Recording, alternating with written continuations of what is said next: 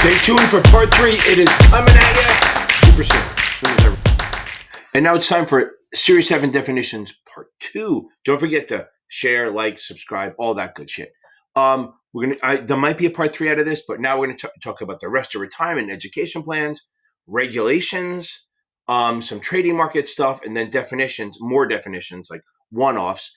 And then I have a whole thing with synonyms. Like there's 3 different words for coupon, nominal, interest rate, stated rate, all that stuff. I'm going to try to do a lot of them because a lot of people have trouble with them. Let's get back to this. So annuities do not step up cost basis. So if I put in 20 grand and it grows to 100 and you guys inherit it, lucky you, you're going to pay taxes on the 80 grand. Now let's add one more thing into this. Let's say the annuity is growing up since I'm here and I take the money out. I start withdrawing the money. It's going to be on a LIFO basis. I think I'll cover LIFO later, but a LIFO basis, which means if I put in 20 and it goes to 100, the first 80,000 I take out is taxable at ordinary income. Remember, all retirement accounts are ordinary income. Then the last 20 I take out is a return of principal, which is when annuitizing, the contract owner chooses a payout option. Life only, which pays until I die. Only me. It's the highest periodic payment, but nothing happens after death. Life with period certain, payment for life. But if death occurs before a minimum period, payments continue to a beneficiary for the remainder of the period. Let me do that. So let's say I do a life annuity with a 10-year period certain.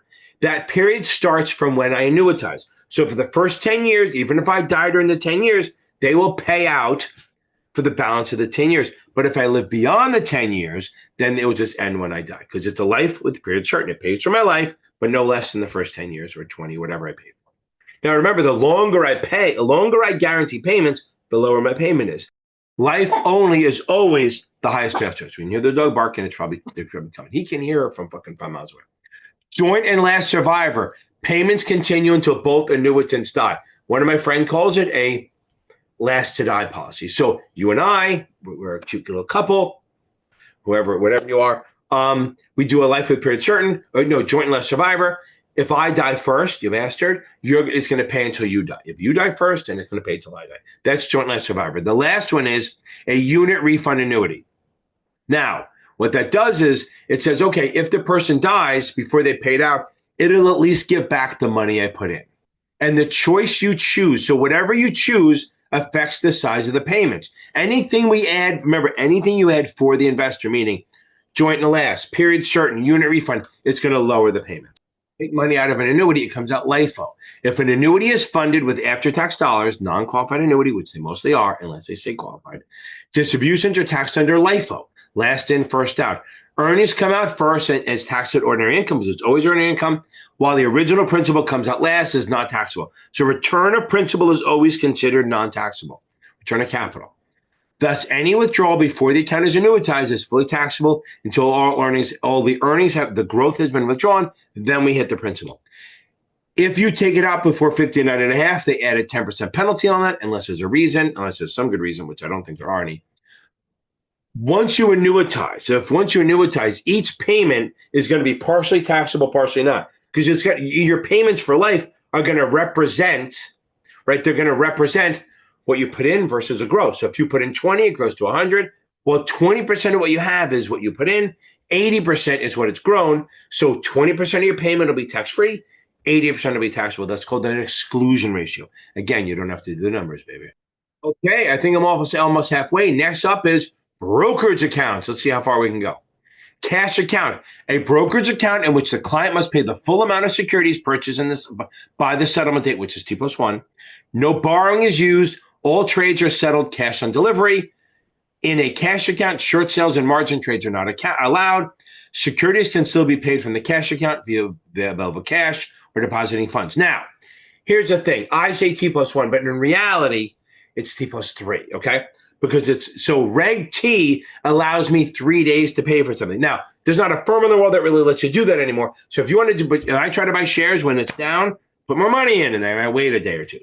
So when you buy in a cash account, that really just means you pay full for everything. You can do certain things like covered calls. You can buy buy stock. You can buy mutual funds. You can buy some options, like certain options you can do. Anything where you're not borrowing money or putting it down. So cash means you're paying cash on the barrel. Okay. And again, you do get T+3 to pay for it, but settlement is T+1. Okay. A margin account. It's a brokerage account that allows you, the investor, to purchase securities by borrowing a portion of the purchase price from the broker-dealer. So if I'm going to buy $10,000 worth of stock, I'm going to deposit like $5,000 and borrow the rest, which is called the debit balance. The brokerage firm lends the money, charging interest. They really get it from the bank, which is a broker loan rate, but it's fine. The brokerage firm lends money, charging you interest, a lot of fucking interest. So you never, ever do margin to get income. You do not buy preferreds. You don't use margin to buy preferreds because the interest you're paying on the borrow is way higher than you're going to get from the preferreds. Regulation T of the Federal Reserve Board currently requires an initial deposit of 50%. So when you want to buy stocks, you have to deposit 50% initially. The remaining balance is loaned by the broker, called the debit balance. Margin accounts also permit short selling of securities since the investor borrows the shares to sell short. Now, Reg T, the Federal Reserve Board regulation that governs the amount of credit that brokers can extend to customers for the purchase of securities. Reg T currently requires that customers deposit 50% of the purchase price. Now, there are things called portfolio margin and strategic margin, whatever you want to fucking call it, where you can put down less based on the risk. We're not talking about it. They have to put down 50% initially. Now, that also means if you buy something full, you can then borrow 50% of it. It also sets the payment deadline. So Reg T is not only the borrow part, but that S+2 I just said, settlement plus 2 days. So regular way settlement is T+1. That's when you settle the trade. That's when it's all settled up and the money's back and forth from the broker-dealer. So if I buy shares on Monday, the broker-dealer will send money to the seller by Tuesday, and the seller will send the shares by Tuesday. I actually have until Thursday to pay for it, whatever. Now, if payment is late, the broker may request an extension or must sell out the position. That's called a Reg T violation, which if you get a Reg T violation, not paying it in time, and even with the extension, they freeze your account, which is not that big a deal. Just means for the next 90 days. So for the next 90 days, if you buy something, you have to pay up front. They're not going to trust you anymore. But then after that, it's over. Okay. I got in it when I was 16. I was trading options in my mom's account. I was buying Toys R Us every December, selling them in January. It shouldn't have worked, but it did. I made money every year. One year, I was a college kid. After a couple of years, you keep doing it every year. By the time I was 17, I was in college, and I didn't have money, so I didn't have to pay for it. It was on the phone. So I called the person and said, I don't have the money. He goes, I'll get an extension. He got an extension. I still didn't have the money. So he goes, well, okay, well, I don't have to freeze your account. And I started panicking. I was almost going to cry. I'm like, my mom's going to kill me. He goes, relax, fucking pussy. All that means is that you can't trade without paying for it up front. Can't believe he called me that. But then it was fine. After 90 days, my mom never knew because she pays for everything up front everywhere, so it doesn't matter. She had money in the account. She had up a separate one for me to trade options and whatever. He knew that I was underage, but nobody gave a shit. So the point was, I didn't have the money. They froze my account for 90 days. And then after the 90 days, I could trade again. I just had to pay for everything up front. Now, minimum maintenance. Now, that's Reg T, okay? Now, minimum maintenance is set by the exchanges like FINRA and the stock exchange. That's not 50%. Remember, so like when I buy stock, it always goes the wrong way. So the question is, if I put down 50% and then it starts dropping, at what point do I have to come up with money? This is called maintenance margin. The minimum maintenance. Oh, do I talk about it later? Let's see. Oh, I do. So I'm not going to talk about it now. I'm going to talk about it later. Moving on. A margin call is when the company, the broker-dealer, demands money. A demand by a broker that an investor deposit additional money or the money in general or securities into a margin account. A margin call is when you have a margin account and you have to put money in, whether it's initial or additional. If it's additional, sometimes they call it a maintenance call, but whatever, because you're below the number I'm going to get to in a bit. If the value of the securities declines too far, the account's equity percentage drops. Under FINRA rules, the minimum maintenance margin is generally 25% of the market value, and if you're short for long, and it's 30% for short. If equity percentage falls below that, the broker issues a maintenance or margin call for the amount needed to bring it back to the maintenance level. Remember, if you don't have to get back up to 50%, you just have to get back to the 25 or 30.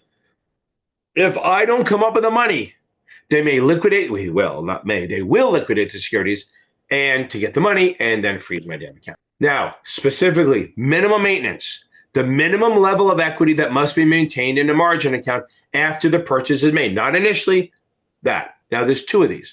For equity securities, FINRA's maintenance is 25% for long and 30% for short. Now, the firms can set higher house requirements. Now, there's another thing here.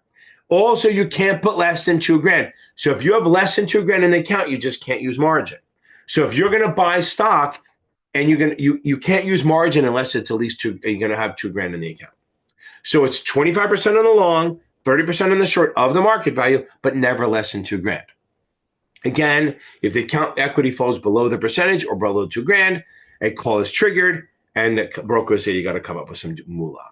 Excess equity SMA, kind of the same thing. So remember, I've never felt this, but if you buy stock on margin, you put down $5,000, you borrow $5,000, and it grows. Well, remember, they only want you to have 50% at all times. So as the market goes up, you're building equity. If your equity goes over 50%, that's called excess equity or SMA. So again, you put down $5,000, you borrow $5,000, the stock goes to $12,000. You now have $7,000 in equity, right? You can withdraw the amount over the. Now, always remember, it's your minimum maintenance is always your Reg T is always 50% of the current market value. So if the market goes to 12, okay, your Reg T is now 6%, but you still only borrowed 5, right? So your equity is 7. You can borrow 1,000. So again, excess equity in SMA is how much equity you have above the 50%. I'll say that again. SMA and excess equity is how much equity you have that's above 50% of the current market value. So again, I buy 10, I put down 5, I borrow 5. The market goes to 12. Well, my equity is based on my market value minus what I owe, the debit, what I borrowed. So that's $7,000 of equity. But now 50% of 12 is 6. So I have $7,000 in equity, 6,000 in Reg T, 50%. So I have 1,000 in SMA. Just remember, for every dollar that your stock goes up, your SMA goes up a half of that. Okay. Now, if a margin account's equity rises due to stock appreciation, half of the gain goes to SMA. SMA can be used to purchase more securities without depositing cash, or you can even withdraw it and pay a bill. It's like a credit line, okay? But if you use the SMA, you're increasing your debit balance and reduces your equity. Fair. If you want to do this, you have to use a margin account. I'm jumping around a little bit. A short sale. The sale of a security that the seller does not own, performed by borrowing the security, usually from the broker's inventory or another margin account from a client, and then selling it in the market. The short seller hopes to buy the shares back at a lower price, covering the short and pocket the difference. Short sales must be done in a margin account due to the borrowing of the securities. The short seller is responsible for paying any dividends on the borrowed stock to the lender, right? So if I short the stock and I got the dividend by mistake, I have to give it to the person who lent me the shares. Regulatory rules called Reg SHO require brokers to locate shares to borrow before shorting, and impose a short sale price test. If the stock drops by a certain amount, if the stock drops by 10%, they limit how you can short. But let's get into this. So if I hate NVIDIA, which I love, if I hate NVIDIA, it's trading at 120, I think it's going to go to 100 because of DeepSeek, that crap. Hopefully one day you'll be watching and go, DeepSeek sucked, NVIDIA's great. So I'm going to borrow the 100 shares of NVIDIA from you. Now, remember, before I do this, I tell my broker-dealer they have to locate it or borrow it. If they find that you have it, it's located, or they just borrow it from you. Either way, they have to get a locate or borrow. That's a rule. You can't just willy-nilly short. I'm going to borrow the shares from you. You won't even know I probably did it. Then I'm going to sell them in the market at 120. So that's selling 100 shares at 120. That's $12,000 in my account. Yes, that's weird. I sold your shit. In any other world, that's a fucking felony, but we're going to go with it. Now the stock drops to 110. So you know what? That's good. I will then buy the stock back at 110, spending $11,000. I brought in 12. I spent 11. I give you your stock back, and I make $1,000. Where's the fucking risk? That what if the stock goes to 13, 14, 15, or 20, 120, 30, 115, 120, 130, and you want it back? I have to go buy it back at that higher price and give you the stock back. That I could lose a lot of money. I have unlimited loss potential. Look up GameStop. I did a video. Now, Reg SHO puts a lot of restrictions on it. Also, if the stock drops by a lot, there's called an uptick rule or up bid rule, or if the stock drops by 10% from last night's close, they limit how much you can short. Because remember, shorting is bearish, and if you short, if you sell something, you push the price down. So this limits how much you can put the price down. That's called this short sell circuit breaker. Now, when you open a margin account, you are going to fill out a hypothecation agreement. That is allowing your shares to be used as collateral. So let's go with the definition. Hypothecation is the pledging of securities as collateral for a margin loan. When a client buys on margin, they sign a hypothecation agreement, giving the broker-dealer the right to use the purchased securities as collateral. Remember I said they borrow from the bank? As collateral at the bank to obtain the loan funds. This repledging by the broker to the bank is called rehypothecation, which you allowed. Customer securities in a margin account are typically held in street name and can be rehypothecated up to about 140% of the debit. If the customer defaults on the margin loan, the broker then can sell the hypothecated securities to cover the debt.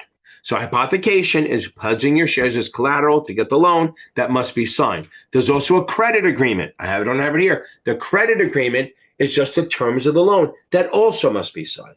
Then there's a loan consent form. It does not have to be signed. You can say no. Loan consent is not getting the loan. Loan consent is lending your shares out to short sellers. You can go, I don't want to do that. There's not a big downside to it, but you can just say no. So hypothecation and credit agreement have to be signed. That's all in the margin agreement plus the disclosures. The loan consent, you can say, no, I don't want my shares lent out to short sellers. Okay.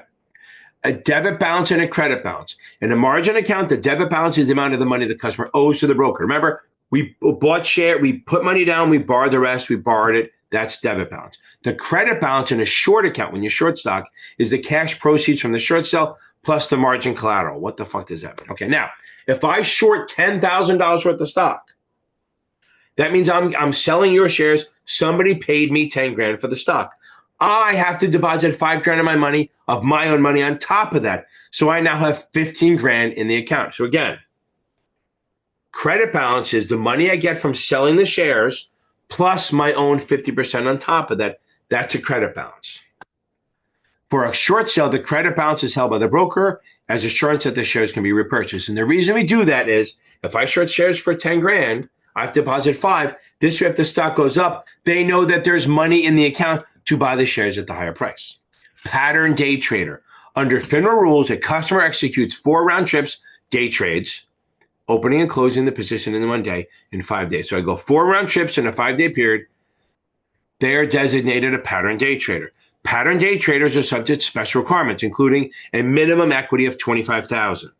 Plus, they can have an increased buying power, 4 times the maintenance margin. Now, if equity falls below 25 grand, you can trade still. You just have to wait for your shit to clear. The whole point of pattern day trading, remember, shit settles T+1, right?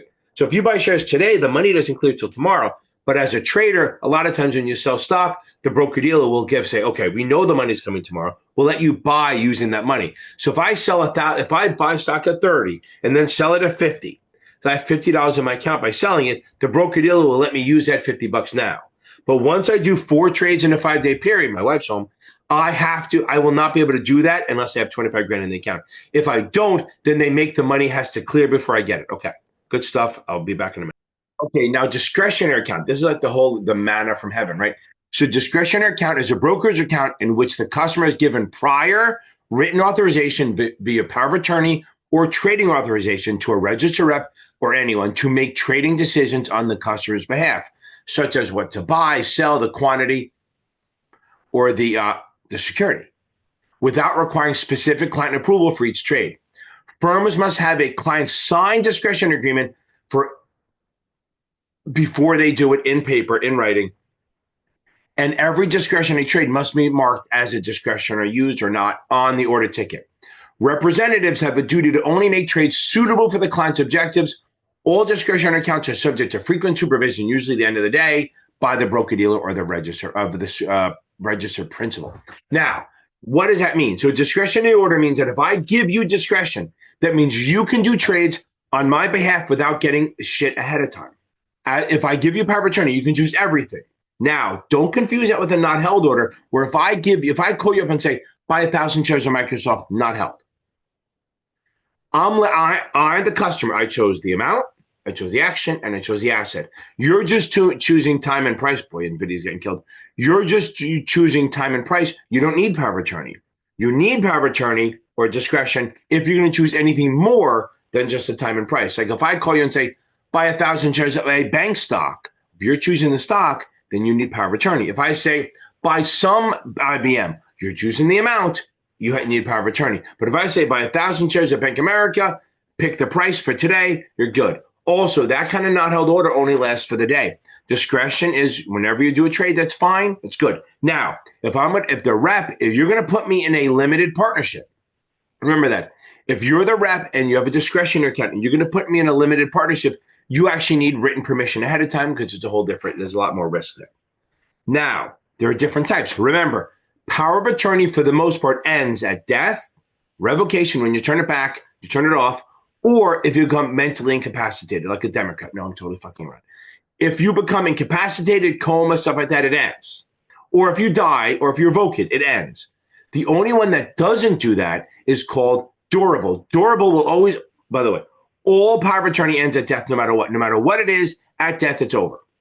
If you have durable power of attorney, then even if I'm incapacitated, coma, Democrat, whatever it is, I'm just fucking, don't come at me. It goes through that. It keeps going. Okay, it'll keep going until I die. Now, there's one other one that's showing up in the test called springing power of attorney. Springing means you have power of attorney only if something happens. So if I'm doing a trade, if I'm normal and I give you springing power of attorney, then that means you don't get it till I become incapacitated. Usually give it to like a daughter or a son or something like that. Like if I'm getting older and I'm worried about going nuts, because I mean, although the way I talk, you would never know. But if I become incapacitated or coma or something mentally diminished, then and only then does your power of attorney kick in. It kicks in when something happens, not until.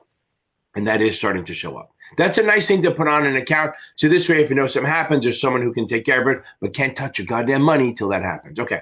A wrap account. It's a type of an investment account where a single fee, usually a percentage of assets like 1%, 2%, 3%, is charged to cover both advisory services and trading accounts, trading costs. In a wrap account, an investment advisor may manage a portfolio, potentially using multiple managers like wrap sub-advisors, and all the commissions are wrapped into one fee. Now, if you are a Justice Series 7 and you have a 63, you can't do this. This is an investment advisory product. So if you're a broker dealer, you need the 65 or 66 also, and you need to be under an IAR or an IA actually to be able to do this. So broker dealers can't do the wrap accounts. They can do fee-based trading, where you just pay one set fee for all your trades. But this wraps in both trading and advisory services. You must be an IA to do this. Schwab tried to do it like 15 years ago. They got slapped down like a bitch. So point is, if you want to do a wrap account, you need to be a broker dealer and an IA. And in reality, I think you could be an IA only and then outsource the commissions, but you cover them. But let's go for this test. You need to be both a broker dealer and an IA at the same time. You need the 7 and the 65 or 66 in addition to the 63 to do wrap accounts. Now, as far as wrap accounts go, normally you would only do this if someone trades a lot. You can do it, you get assets. But like these wrap accounts, if someone trades like once every 2 months, why bother? Don't do that. It should be worth it if you're going to trade more. That's usually one of the things that you want to see, that they're an active trader and that this would save them money. Okay, not too shabby. Primary markets next. Okay, so I want to talk about trading markets and order types and stuff in the bid and ask, but I want to talk about first, we have to cover this. The primary market versus the secondary market. Primary market, I'll give you the definition, but is when the issuer raises money, like when a company is looking to raise money to, whether it's a bond or stock or whatever it is. That's the primary market. The issuer is getting the money. So the primary market is the market where new securities are sold by the issuer to investors for the first time. That's an IPO, and then every additional one is still the primary market. IPO means first time. Additional or follow-on means doing the same thing, but over and over again. In a primary offering, the proceeds of the sale go to the issuer. The Securities Act of 33 governs primary market offerings, requiring registration of securities and delivery of prospectuses to purchasers unless an exemption applies, which I talked about earlier in the video. Underwriters typically facilitate primary market transactions. Secondary market, that's the trading shit, right? Covered by the Act of 34. Market where investors buy and sell securities with each other and not with the issuer. This includes trading on exchanges and in the over-the-counter market, which is like pink sheets, OTCQX. The Securities Exchange Act of 34 governs secondary market trading and established the SEC to regulate exchanges, broker-dealers, and ongoing reporting by the public companies. So when a company goes public with the SEC, they have to do certain reports like a 10Q, a 10K.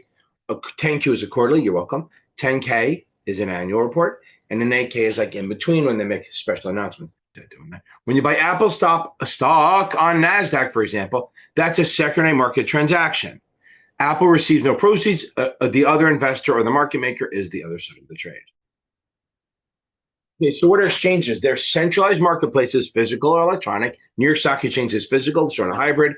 NASDAQ is kind of in the ether, where securities listed on the exchange are traded by members or participants. The New York Stock Exchange is an auction hybrid market with a specialist /DMM. Now, the DMM or the specialist job is to match buy and sell orders and maintain an orderly market, while NASDAQ is a dealer market with many market makers electronically quoting prices. So the New York Stock Exchange has one market maker per stock, and they can have multiple stocks, but one market maker, a DMM per stock, and they match buyers and sellers and try to maintain an orderly market. This NASDAQ has multiple market makers, and just by pure volume of market makers creates an inside market, which is the highest bid and the lowest ask. We'll get to that. Exchanges have listing standards and provide transparency and liquidity for secondary trading. Listed securities can be traded on multiple venues due to Reg NMS, but the primary listing exchange where most price discovery occurs. We find it over the counter, a decentralized market where securities not listed on exchanges are traded through a network of broker dealers. So it's broker dealers, Goldman buying from JP Morgan and Jefferies buying from Goldman and Jefferies buying from Pershing or whatever it is, all different companies. Okay. The OTC market, now I guess it's called off exchange, but I don't give a shit, handles securities like many corporate bonds, most bonds, munis, treasuries, and small cap stocks, OTCQX or pink sheets, they trade over the counter. Prices are negotiated via phone or electronic system between dealers. NASDAQ, while an exchange now, started as an OTC quotation system. So we have OTCQX and the pink markets, pink sheets, whatever you want to call them. They provide venues for quoting, but still they trade with each other. And when you report something on NASDAQ, you use TRF, Trade Reporting Facility. And when you quote something over the counter, a pink sheet, it's ORF. That's how we report the trades. But again, over the counter, the pink and the OTCQX is not execution. They just showed the bids and asks, and then we trade. Speaking of bid and ask, in trading, the bid is the highest price a buyer is currently willing to pay, and the ask of the offer is the lowest price is willing to sell. The difference between the bid and ask is called the spread. For example, if a stock quoted is quoted at 20-10 by 2020, an investor selling would receive 2010, and one buying will pay 2020. So again, I have a video on this, the bid and ask. The bid is the highest price anyone's willing to pay. The ask is the lowest price anyone's willing to sell it at. That's a snapshot. So 2010 by 2020 means the highest price anyone's willing to pay is 2010. The lowest price is 2020. If you want to buy stock, you have to pay. You have to buy where people are selling it. So you have to buy it at the ask. If you want to sell stock, you have to sell it where people are willing to buy it, which is the bid. So remember, you buy at the ask and you sell at the bid. What confuses people is that market makers, they say market makers buy at the bid and sell at the ask. Well, they're more likely to because market makers are the ones bidding and offering. So if I'm bidding 2010, there's a chance a seller will come in and hit my bid. And if I'm offering at 2020, there's a chance a buyer will come in and take my offer. So I'm more likely to buy at the bid or sell at the offer, but there's no guarantee of that. If I really want to buy stock, I have to pay the ask or sell at the bid. The spread often represents the market maker's profit for selling a trade. So if I'm a market maker, I bid 2010, I'm offering at 2020. So if I get to buy stock at 2010 and offer at 2020, that's my profit. Mark up, mark down, and away. A market order, in order to buy or sell a security immediately at the best available current price. A market order guarantees execution, assuming there's trading, but not price. So again, market order says buy the stupid thing. Buy or sell it, I don't care about price. For a liquid stock, a market buy will typically execute at the current ask price and a market sell at the bid. I just said that. Market orders are appropriate when the primary goal is getting the trade done quickly and the trader accepts the prevailing price. Meaning that if I place a market order, I'm just saying buy or sell the thing. I'm not worried about price. We can add a little nuance to this. A market not held order is not done immediately. If I call you up and say, buy 1,000 shares, do the best you can, and you say you're not held, I'm letting you sit there and try to buy and sell or buy it or sell it. And you can wait. Like, so if I say buy at the market, you have to do it right now at the ask or sell at the bid. But if I say not held, you can let it trade and see if it's going to come down or go up. You can try to get a better price from me, and I'm not going to yell at you. I will probably yell at you anyway. But in theory, you're not going to get in trouble for not buying or selling it right away. You're trying to get a better price for me. A limit order, in order to buy or sell a security at a specific price or better. A buy limit order specifies the highest price the investor is willing to pay, and it will only execute at that price or lower. So if I say buy 1,000 shares at 20, I will buy it at 20 or lower. If I say sell 100 shares at 20, I will sell it at 20 or higher. So if I say buy 100 shares at 20, I will not pay 20.01. I will pay 20. I can change my mind, but I'm not willing to pay more than that. I'm putting a limit, a budget on what I'm doing. Now, limit orders guarantee price. You won't get worse than your limit, but not execution. So market orders guarantee execution, but not price. Limit orders guarantee price, but not execution. Now, there is called a stop order, what they call a stop loss, okay? A stop loss order is this. I own stock at 50. I'm worried the stock is going to drop. So what I'm going to do is I'm going to say, listen, I own it at 50. If it gets down to 45, sell it. I've already lost $5. I don't want to lose any more. That's a sell stop. An order that becomes a market order once a stop price is reached. So if I say sell it at 45, just get me out of it, stop the bleeding, stop the pain, get me out of it. I'm going to say it's trading at 50. I'm going to say to you, sell 100 shares at 45, stop. That means the order goes in and now it's there. I'm willing to sell it once it trades at 45 one time. It'll trigger, then trade. So remember, stops protect, limits don't, right? So a stop order needs to trigger and then trade. A limit order just trades when it gets to the price. So let me go back to the definition. A sell stop limit to limit the downside loss is placed below the current price. If the stock trades at or below the stop price, it triggers and the order turns into a market sell. Remember, so stop orders turn into market orders when it gets down to that price. A buy stop, often to protect a short position or to buy in a breakout, if you want to say, is placed above the last sale, current market. And what happens is if the stock gets up to that price, it's going to trigger and become a market order.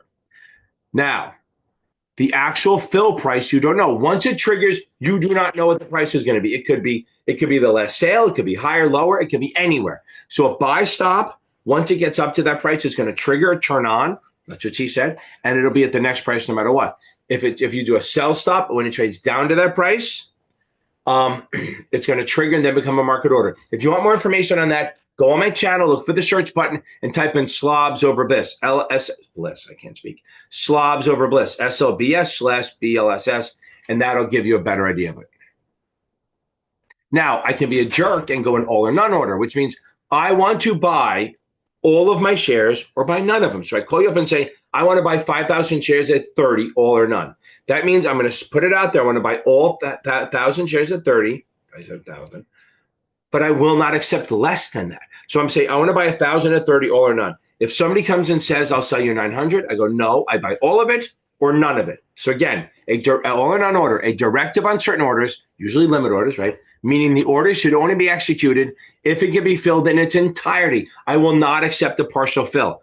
All or none orders are not displayed because you can't really tell that, okay? Now, they remain active until they can fully execute or until they expire, which ends of the day. Now, here's the thing. If you place an all or none order, it's good till the end of the day and then it cancels, okay? Now, the other one is called an immediate or cancel, which means buy as much as you can right now at a price and cancel the rest. So again, a type of order, instruction requiring that all or part of the order be executed right now. If any part that's not filled, does it cancel? So it does not wait on the book. If you give an IOC to buy 10,000 shares and you only can buy 6,000 right now, boom, you buy the 6,000 and then you cancel the 4. Good, I like that. Most orders are day orders. If you place an order, a day order, you're buying it, and that's going to expire at 4 p.m. Now, you can do a system day, which closes at 8, but let's not go there. A day order means I'm buying it. I want to buy stock at a limit, and I want it to expire at 4 p.m. If you don't say anything, it's assumed to be a day order. 99% of orders are day orders. Now, they also have a good till cancel, which means I want to buy stock at a price, but leave it out there until you cancel. Usually there's like every May and November, they recheck to make sure you want to do this. But good till cancel is good until I cancel it. GTC, good until I cancel it. So I want to buy it. I want to buy it at 42. And you can, if I don't say anything, it ends at 4 p.m. But if I say good till cancel, that means I leave it out there for as long as I need it until it's canceled or until I buy it. So they keep going across day by day by day by day. Now we're going to get to level 1, level 2, and level 3 quotes. These are levels of market detail. So let me give you the definition first. Level 1 shows the basic bid and ask with the size and last trade, the NBBO, National Best Bid, Best Offer. That's what that is. NBBO is the inside market, the highest bid and the lowest ask in the world. Okay. Level 2 quotes display the depth, means the bids and asks from each market maker exchange. 5 or 10, you're going to see 5 or 10 levels, but you might see all of them. I'm going to put a picture of, giving insight to the supply and demand beyond the inside market. Level 3 is for market makers. It looks just like level 2, but you can also enter and take out quotes. So let me put a screen up here. Let me show you what it looks like. Let's do this. Okay, here we go. So this is what a level 2 looks like. Now, right here in red, this is the best bid, that's the highest bid. And look, this represents all of these people, 10,000 shares to buy. Here's the best offer. These are all these people offering. Now, when I say people, I mean market makers. These are really ECNs, but the idea is that these are market makers buying, these are market makers selling. This is the inside market. So if this goes 44, then 45. So, hold on, I'll be back. Okay. So I think I did some of this. I'll do it again. So level 1 is just the bid and the ask and the amount. So in this case, it's 39.43 bid for 11,000 shares. It'll change because this changes. And then 2,800 at discount at 39.44, the highest bid, the lowest ask.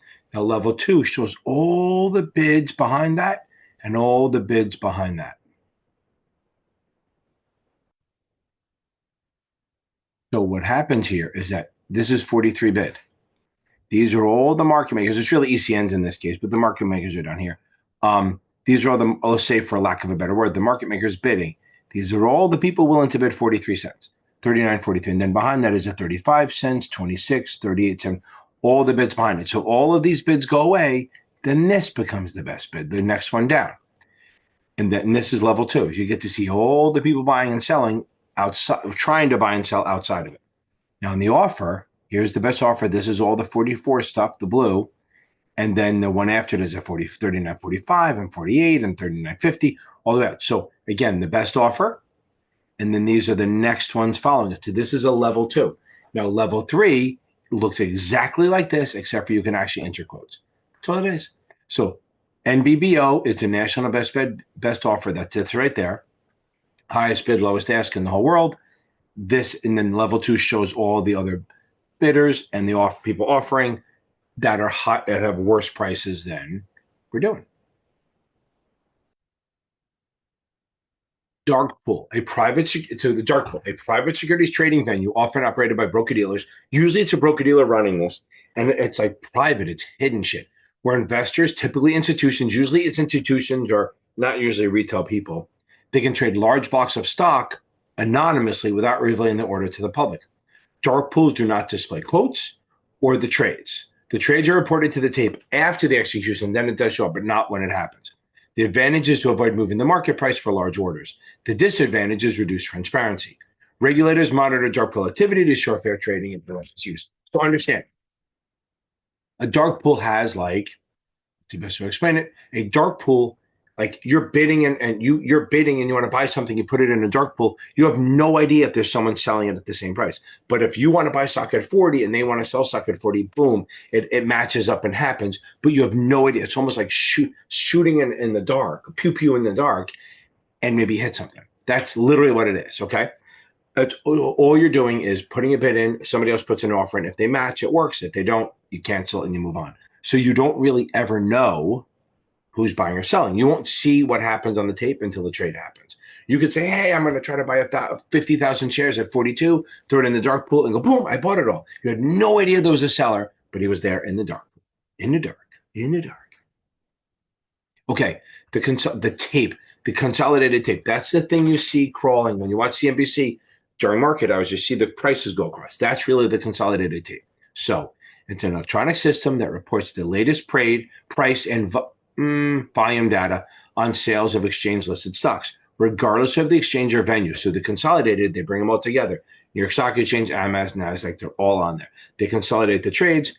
When a trade occurs, it is printed to the tape with the price, volume, and possibly where it is, but they're not going to say that. So let's just go with the tape. When it goes on the tape, it's going to show up with the price and the volume. How much traded at what price? The tape provides real-time public disclosure of trading activity, promoting market transparency. So you do a trade. When you do it, like say we do a trade, you have 10 seconds to report it through TRF. It goes into the ACT system, and then boom, it shows up on the tape, and it shows up below CNBC. Now, no, understand, trades go so fast that what you're seeing on CNBC isn't really the actual every single trade that happens, but they have rules like, only trades over 500. Everything's reported, but you're not going to see it on that ticker tape. Okay, trade settlement. Remember, this is T+1 for everything. Everything's T+1. The process by which a traded security is delivered to the buyer and payment is delivered to the seller. So again, when you buy shares or sell shares on Tuesday, the buyer's broker-dealer will send the money, and then the seller will send the shares. And that happens T+1. Do not confuse that with payment date. Payment date is you actually have T+3 or settlement +2. That's Reg T payment. So when you buy stock on Monday, you have until Thursday to pay for it.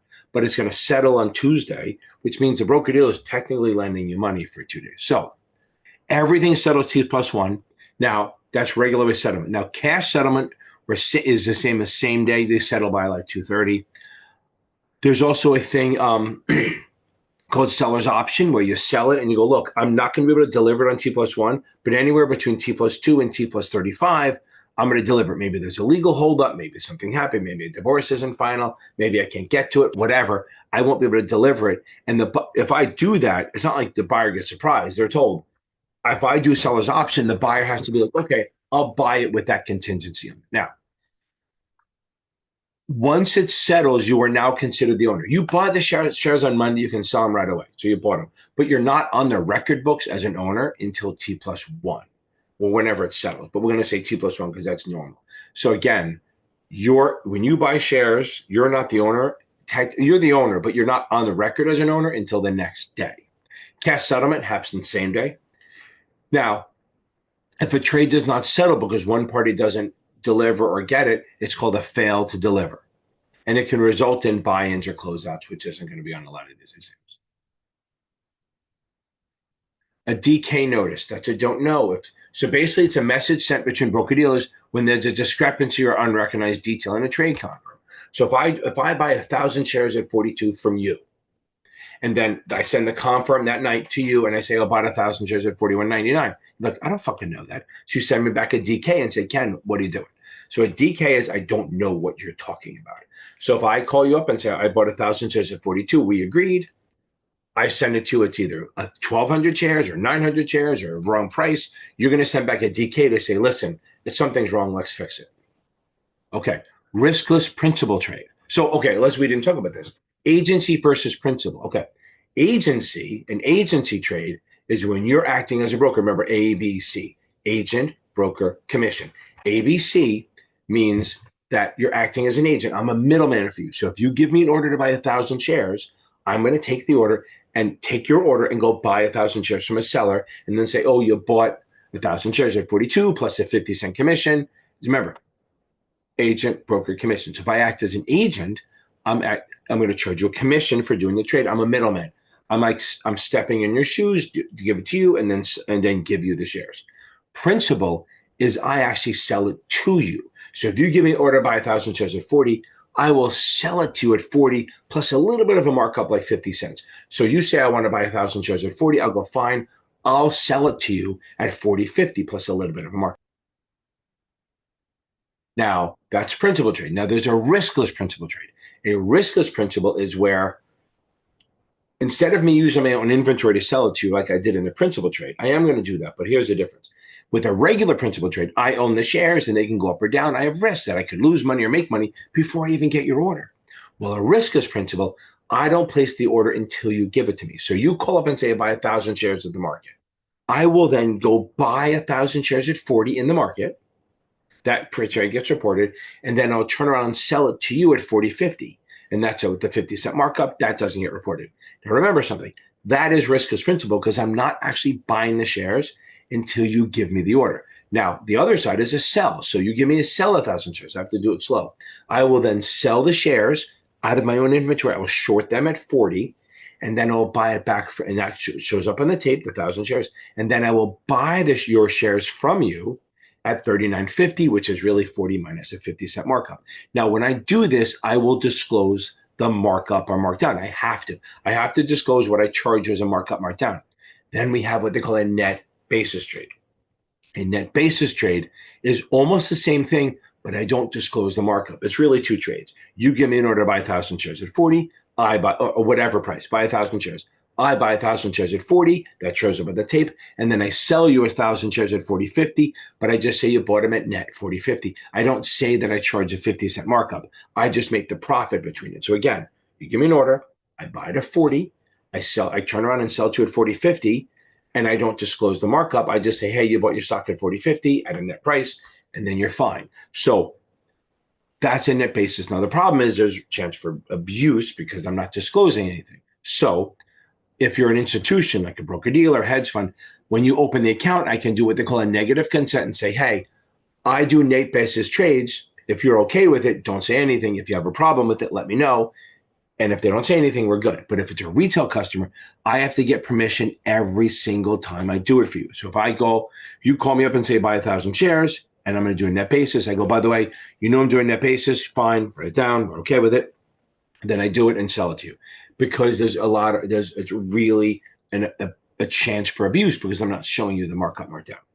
But institutional traders know where it's trading. They know if you're ripping them off or not. Okay. Now, remember that I said ABC, agent, broker commission. The other acronym is PDM, principal. If you're acting as a principal using your inventory, you're acting as a dealer and you charge a markup markdown. Sometimes I say PIDM, PIDM, principal inventory. You're using your inventory, dealer markup. Okay. Stopping stock, which is, we'll talk about it. But stopping stock is if I'm a market maker or a designated market maker usually, and you give me an order to buy stock, I'll say, listen, you're stopped at 40, which means you're protected. That means if you want to buy shares at 40, and it can only be done to public orders, I can't do it to a broker-dealer. I am a broker-dealer. You have to be the public. You give me an order to buy 1,000 shares at 40, I'll say, listen, you're guaranteed 40. Don't worry about it. No matter what happens, go try to do better. Don't go with me. Go somewhere else. Try to buy it at 39.80 or 39.50 or 39.90. And if you don't buy it there, come back to me and I'll sell it to you at 40. So I'm kind of protecting you at a price. That's called stopping stock. Program trading, in case you want to know, program trading is like algorithms where they just use computers to buy shares of like an ETF, and then they actually short the ETF and buy the shares, or they short some sort of basket of stocks and then they buy the actual stocks. They capture the difference. Program trading is trading with an algorithm. They're trying to capture little differences in the market. Trade reporting facilities. So any trades that you have done on NASDAQ, well, any trades that are done on NASDAQ could be reported through TRF, trade reporting facility. If you do a trade ORF, and I think we talked about it, if you do a trade at ORF, over the counter, you can use ORF. I buried that. Okay, ECNs. These are electronic communication networks, ECNs. They are platforms that allow direct trading of exchange-listed securities. What that means, there's a platform. Remember something. If you are a hedge fund or an insurance company or a mutual fund, and sometimes they're broker, if you're not a member of NASDAQ or FINRA, you can't trade on the exchanges or over the counter. So they created an ECN, which is an electronic format. The electronic platform, usually it's owned by broker-dealers or some sort of an exchange. And they allow institutions that are not members to trade with each other. Anyone can trade on these. These are 24 hours, allow you to trade outside the hours, but you can trade anytime you want. It's agency only. So you place an order on the ECN. If there's a seller, if you want to buy stock on the ECN, you place it in there, a limit order. If someone's selling, they'll sell it to you and you do the trade. If you want to sell it and you put an order in, if someone's buying, they'll buy it from you. Some ECNs are dark pools, some are not, but ECNs are electronic platforms that allow trading between dealers, non-dealers. Now, broker-dealers can use it, but it was originally set up to allow institutions to trade with each other without actually dealing with the broker-dealers and the salespeople. Okay, the gray market. That's actually very cool. The gray market, it used to allow a lot of people to trade it, but now when a stock's going through its IPO process and it hasn't been traded yet, they haven't come up with a price yet, the gray market allows, it's not a black market, a gray market, so it's a gray area. It allows institutions to trade a stock before it's listed. And they allow that because institutions will determine the price because they're buying here, they're selling there. And like you say, you thought you could bring the IPO at $40, but all the institutions are trading it at 38. Well, that's probably the better price. So the institutions are using their math to figure out what it should be trading at. So the gray market does help with transparency, getting the right price. But retail people cannot trade on that. Okay. Now, a trade reporting error. So if you give me an order to buy 1,000 shares and you actually buy it at 20, and by mistake, I tell you, oh, hey, John, you bought it at 19. I give you the wrong price. I have to call you back and say, by the way, you actually did it at 20, and you have to accept that because that's what price you really did it at, okay? That is a reporting error, and that's on you. The customer has to take the price they really did it at. You can't refuse it. Now, a execution error is on me, the rep or the broker dealer, and it's going to go in my error account. That's where you give me an order to buy stock at 20, I buy it at 21. Not your problem, it's mine. Or you give me an order to buy 1,000 shares, I'll buy 1,200. Well, the 200 is on me, that goes into my error account, not the customer. Or you give me an order to buy and I sell it by mistake. All these things have happened to me and other people. When I trade on the stock exchange, I mean, you're trading so fast, you have 2 phones, sometimes 3 phones, and you're writing stuff down. Sometimes you make mistakes. Those are called errors. The execution errors go into the broker dealers, not the reps, error account. And then the rep and then the customer doesn't have to pay for that. Okay, clearly erroneous trades. Now remember what I tell everyone, I should say this. I talk fast, so slowly sit down. I'm into like the 3rd hour now. It's like, oh, okay. I'm going to try to break it up first and then give you one big ass fucking video. So clearly erroneous trades is like, it happened like the flash crash like 15 years ago in 2009. When you place a bad trade, like say you go to buy say a stock's trading at $20 and you put an order to buy it at 200 and it runs it, like it runs outside a certain parameter. Depending on the price, I'm not going to go into the numbers, it's like 10, 15, 20%, depending on how busy the stock is and what it's trading at. But if a stock moves very quickly into that outside this range, you can, within 30 minutes, you can report to NASDAQ and say, hey, this is clearly an error, a wrong trade. And then the exchange can bust the trade, which means avoid it out. But there are rules. You have to do it within 30 minutes, and they have 30 minutes to come back to you. And then if you don't like the answer, you have 30 minutes to appeal. But again, you place a trade. Like the big one is, I give you an order to buy $1 million worth of Merck. And you place $1 million, you go to sell. I want to tell you to sell $1 million worth of Merck, and you sell 1 million shares, which could be like $30 million worth. That could cause the price to drop. And that's kind of what happened 15 years ago. The price dropped like down 50 points and everything just went crazy. So now, if they determine that it's a clearly erroneous trade, like it doesn't make sense, it's substantially outside the normal range, you'll apply for it, they'll avoid the trade, and then it acts like it never. Again, in the whole settlement thing, failure to deliver is when a seller doesn't deliver the securities by T+1 or whatever the settlement is at the time. So arbitrage, it sounds illegal, but it is. So not arbitration. Arbitration is when you have a dispute and there's a 1 to 3 member panel that decides who's right. And it's binding, you can't appeal it, stuff like that. And if you work at a FINRA firm, you have to agree to it. Customers don't have to agree to it, but they can head it. Now, Duke wins. Okay, beats Alabama. Am I still in? I think I'm still in. Now, the next point is arbitrage. Back to this. It's my diatribe. So, it's not diatribe, not the word. Diversion. I'm an idiot. Okay. So arbitrage is when you capture differences in the market. So there's different types, right? And I want to do a video on this one because I think it helps because people think it's illegal. Arbitrage is when you find like a difference in the middle. So let's say back when I was first worked on the exchange in the 90s, everything was mortar and pestle kind of thing. Okay, tablets. I need Houston to win, baby. Now, I don't know if they're out of it yet. So now, I'm going to, if I see IBM trading at $60 in New York, but then I look on San Francisco, it's trading at 61. What I could do is remember, arbitrage is 2 things at the same time. I will buy the shares in New York at 60 and the exact same time short the shares at 61. And then since I'm shorting it, I'm selling something I don't own, I have to buy it back at some time, but I bought it already. So I use the buy to collapse the short, to cover the short, and I make $1. That's arbitrage. You're doing it at the same time. Arbitrage is always doing something in 2 different markets to capture the difference.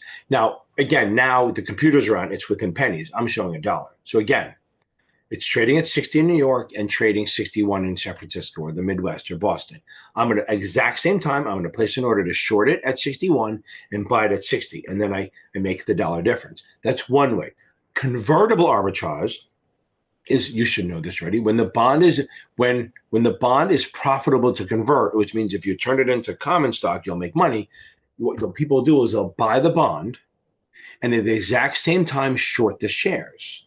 So now you're short the shares, you have to buy them back, but all you have to do is convert your bond into shares and that'll pay it off. So if the bond is trading at 104 and parity on the stock is 106, you'll buy the bonds at 104 and short them the proper amount of shares at 106, and then boom, you collapse it and you make $2. People also do it with mergers and stuff, like they do it with foreign trading, like stocks here versus London. The currency change makes it, you can do all this stuff. So currency arbitrage, it works. Merger arbitrage is like what happens is if I go to take over a company, say my stock's trading at $100, and I say, I'm going to give you 1 share for every 2 of your company. So your stock's trading at 51. My stock, let's say your share is trading at 49, my stock's trading at 100. So I'm going to say, for every 2 shares of your stock, I'm going to give you 1 of mine. Okay. What I'm going to do is I'm going to buy 2 shares of the target company for $49 each. That's $98. And then short the takeover company at 100, and they make the $2. I literally did that for the first 2 years of my business. So again, I'm going to take over your company. It's usually not with a cash deal. It doesn't work. So if I'm going to do like a stock deal where I got to say, listen, your stock is trading at $49. My stock is trading at 100. I'm going to take you over, but for every 2 shares you have, I'll give you 1 of mine. So if though your 2 shares are less than my 1 share, you'll buy the target shares and sell the acquirer, short it, and then collapse it. And if it goes the other way around, you keep going back and forth. A lot of confusing stuff, but just understand, merger arbitrage is a thing, convertible arbitrage is a thing, currency arbitrage is a thing. By the way, merger is called risk arbitrage because if it goes bad, it goes bad. Stock arbitrage, and that's kind of it. Regular just arbitrage. Now we're doing the big regulation, stuff like that. Okay, here we go. The Act of 33, the first federal securities law, the Truth in Securities Act, it governs the issuance of new securities to primary market. Its 2 basic objectives are to require that investors receive full and fair disclosure of material information about securities being offered to the public and to prevent fraud in the sale of new securities. The Act mandates that most new issues of securities be registered with the SEC unless you have a Reg D, a Reg A, Rule 143, 147, any kind of exemptions. The Act of 34, the law, that's why I use MISPERMS as an acronym for this, but it's all about the secondary market and broker-dealers.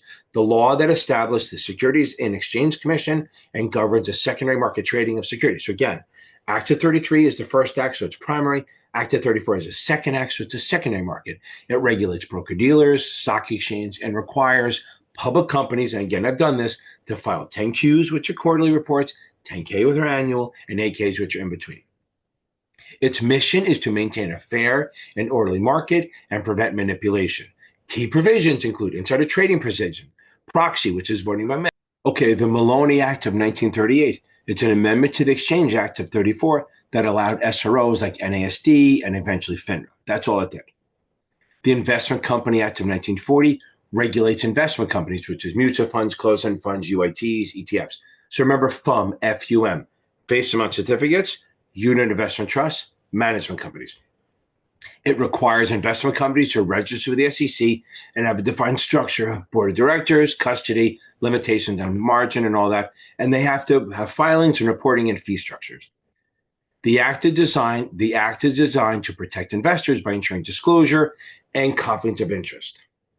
Unfortunately, the same year, the Investment Advisors Act of 40. This federal law regulates investment advisors, federally covered investment advisors. Again, the Investment Advisors Act of 1940 is a federal law. Unfortunately, it's the same year, and it sounds just like the Investment Company Act. So Investment Company Act, think mutual funds, Investment Advisors Act, think advisors. The federal law that regulates investment advisors. These are firms that provide securities advice for compensation. Remember, broker-dealers execute for compensation. Advisors give advice for compensation. It requires certain advisors to register. If they have assets under management over 110, they got to register federally. And if they're under 100, then they will probably register at the state level, not the federal. The act imposes a fiduciary duty on advisors, and they have to abide by ethical and disclosure obligations. It spells out there's exemptions like banks, publishers, stuff like that, government securities advisors, things like that. So remember, you as a Series 7 rep are not an investment advisor. You are probably an agent or an IIR, not an investment advisor. But an investment advisor, if you work for them and just them, you need the 65, and you're an IIR. If you want to charge fee-based accounts or just charge for financial planning, you need to be an IIR, not a broker-dealer. Remember, broker-dealers charge commissions for trades. IAs can charge wrap fees and management fees for not even doing trades, just giving advice. So FINRA is an SRO for U.S. broker-dealers and their associated persons. FINRA was created in 2007 when they merged NASDAQ and New York Stock Exchange.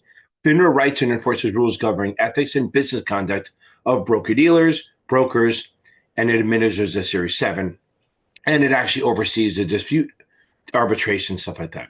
It operates under the SEC. Remember, the SEC is the government, so the SEC has to approve any new FINRA rules. On that note, the SEC, the Securities and Exchange Commission, it's a U.S. federal agency created by the Act of 1934 responsible for enforcing federal securities laws and regulating the securities industry. So broker-dealers have to follow the rules, investment advisors, issuers of publicly traded securities, IARs, and agents all have to follow those. Now, agents and IARs don't register the SEC, but everything, all the entities do. It oversees exchanges, broker-dealers, clearing agencies, investment companies, and investment advisors. Now, the SEC has broad authority. It can bring civil enforcement actions, fines, and injunctions for violations, such as insider trading, accounting fraud, selling unregistered securities. The SEC also reviews required filings by public companies and can create new laws under securities law. Now, MSRB, it's an SRO that writes the rules for securities dealers. Well, it rules for the municipal securities market, muni bonds, notes, 529 plans, stuff like that. They write the rules for the broker-dealers and the advisors, not the issuers, because issuers of munis are states, so they don't have to follow the rules. Now remember this, the MSRB does not enforce. If it's a broker-dealer, FINRA or the SEC regulates them and enforces. If it's a bank, it's the Federal Reserve Board or the Comptroller of the Currency or FDIC that regulates them. Blue sky laws, these are written by NASA. Blue sky laws is like slang for state securities law that require registration of securities and licensing of brokers and IAs and agents and IARs in the state level. Even if federal laws exist, a lot of issuers and brokers and IAs have to comply with blue sky laws unless there's an exemption, stuff like that. So blue sky is all about the state registrations. So even if I have the 7, I still have to get the 63 or the 66 to be able to do business in the state. Then we have the oft-forgotten Trust Indenture Act of 1939. It regulates a federal law that applies to corporate bonds over $5 million. It requires that a trust indenture, it's an agreement between the issuer and the trustee who's protecting the bondholders, be in place for the bonds. The indenture must specify the rights of the bondholders and obligations of the issuer. It literally says what the bondholders can do and what the issuer can and can't do. The trustee, which is usually a bank, is going to enforce those. If the bank defaults or does something wrong, the trustee will sue them into bankruptcy court. SIPC, run by the SIPA. So a nonprofit corporation created by the SIPA Act of 1970 provides insurance protection for customers of bankrupt broker-dealers. So again, this is not if their investments go bad. If the broker-dealer goes bankrupt like Lehman and Bear Stearns, they cover up to $500 per, 500 grand, that'd be crazy, 500,000 per customer, of which 250 can be cash. So it's not 750, it's 500 grand, of which 250 can be cash. So technically, if you have 300 in cash, you're not covered for all of it. Again, SIPC does not cover losses due to market declines, or fraud. It's literally if the company broker-dealer goes bankrupt. It doesn't cover it only covers securities, and any broker-dealer has to be a member of SIPC. Now we have ITSFIA, which is Insider Trading and Securities Fraud Enforcement Act of 1988. Just say ITSFIA, it's all about insider trading. The act strengthened the penalties because a lot of Boski and Milken did this crazy shit. It strengthened the penalties for insider trading violations, which is trading on material non-public information. Remember, having inside information is not the crime. Acting on it is.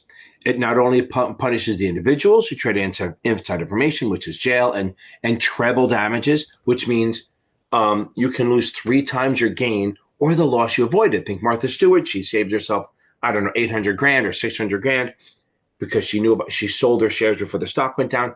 They fined her 3 times what loss she avoided. But this also imposes supervisory liability, which means if you're a supervisor of someone who trades on inside information, you could be in trouble if you didn't follow the steps. So they have a rule called known or should have known. So if you knew about the insider trading, yeah, you're done. But if you should have known it because you did what you're supposed to, then you'll get in trouble. So if you did all the stuff you're supposed to and it somehow got in the crack between the cracks, you're going to have a problem, but you're going to be fine. But if you fail to read a certain amount of emails or you forgot to follow up on something, then you can be in trouble for doing that. So that a Series 24 could be liable for one of their agents insider trading if they didn't do everything they're supposed to. Penny stock rules. Penny Stock Reform Act of 1990, federal laws to protect investors from abuses and what they call them low price over the counter stocks. Designated securities, these are penny stocks. A penny stock is a stock that is trading under $5 and over the counter or not on an exchange. So if it's on an exchange and $4, totally fine. If it's over the counter and over $5, again, totally fine. These rules apply to stocks trading under $5 and not on an exchange. So broker-dealers have to provide risk disclosure documents. For any new penny stock investors, they must have an approved signed suitability statement every time until they hit a established customer status. And they have to have a signed acknowledgement of the disclosures. Firms must also provide monthly statements showing the market value of each penny stock. And these are to probably slow down the Wolf of Wall Street stuff, that whole penny stock freeze. People get abused. The Telephone Consumer Protection Act of 1991. This is the do not call stuff, okay? This act and all the FCC rules, it restricts time of day restrictions for cold calling. So now, this is for cold calling, not warm calling. Warm calling is a client sent a card in, or they called you, or they're a client. These rules don't apply. So you can only cold call between 8 a.m. and 9 p.m. in the local time of who you're calling, not yours. They also have a do not call list. If they request, person you're calling requested you not to call them anymore, you must put them on a do not call list. I think it's for 5 years, but within 30 days kind of thing. So you cannot call them, okay? Now, if you call, because you're allowed to, you have to give your name, the firm's name, the telephone number, and the address. And charitable, don't have to follow any of these rules. So basically, all the Series 7 reps have to know these rules because you have to know to make sure you don't violate them. The Bank Secrecy Act of 1970, this foundation, U.S. Anti-Money Laundering Law, AML, requires financial institutions to keep records and file reports that are useful in detecting money laundering, tax evasion, and other criminal activities.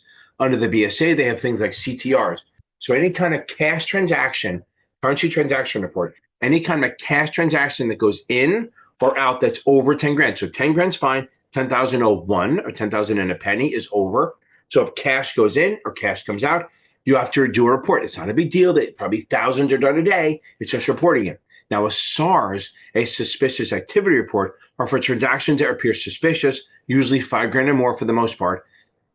And you have 30 days to report because you're literally filing that report with the Treasury Department or SEC or whoever who would be governing that.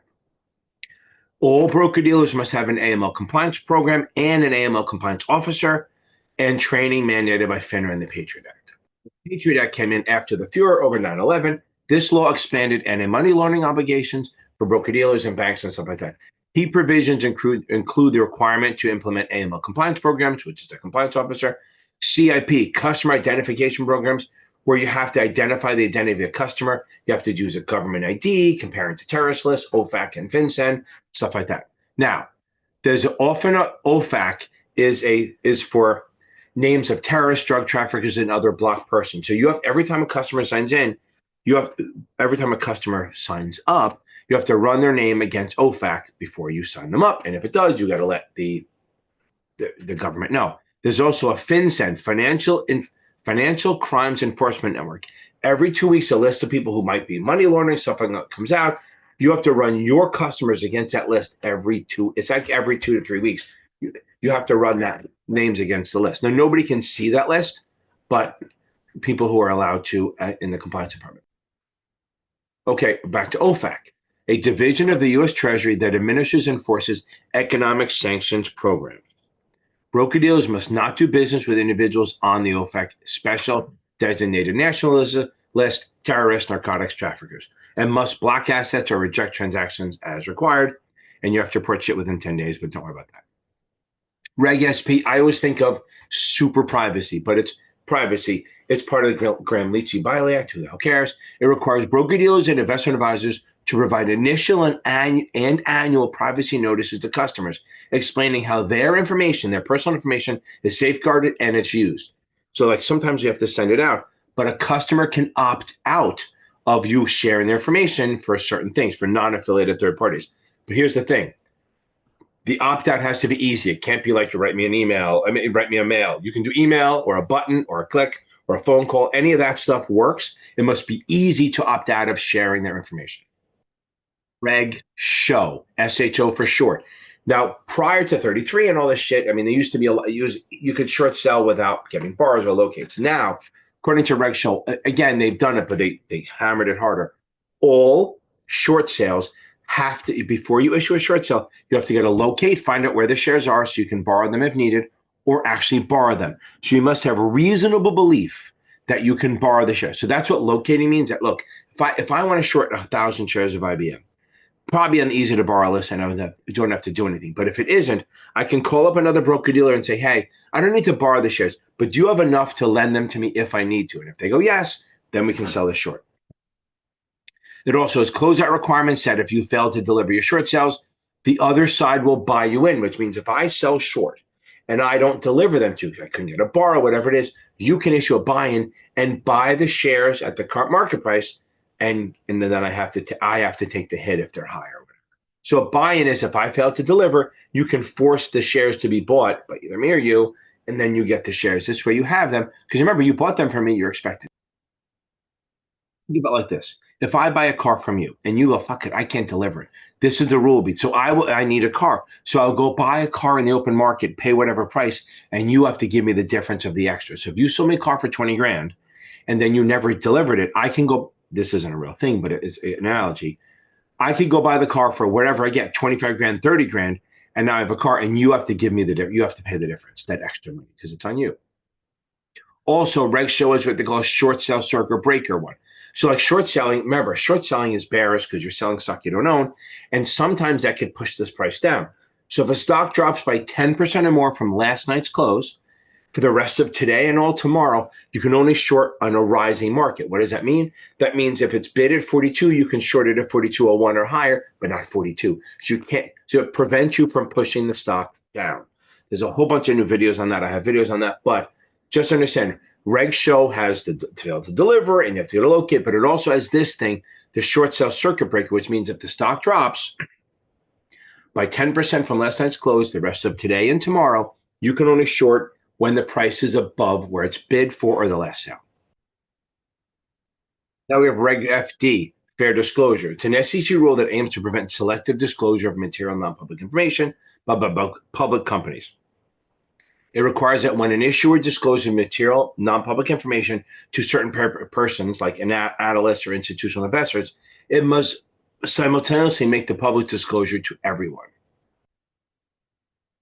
The point of this is to create a level playing field. Because look, what used to happen before the 90s, in the 90s, I'm a CEO, I would have a meeting with a bunch of the top analysts and all the institutional investors, and I would tell them stuff, and I wouldn't tell the public, so they would have a little bit of an advantage. So now, if I say something material non-public, I have to disclose it to everyone at the same time, so everyone has access to the information. That's fair disclosure.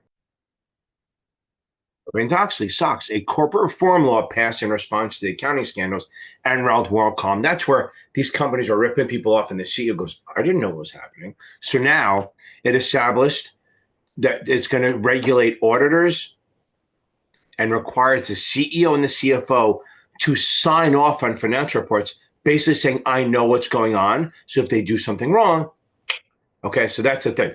So Sarbanes-Oxley makes sure that companies, when they disclose, that the CEO and the CFO can't say, hey, I don't know what was on it. I can't tell. So this way they are on the hook if they lie.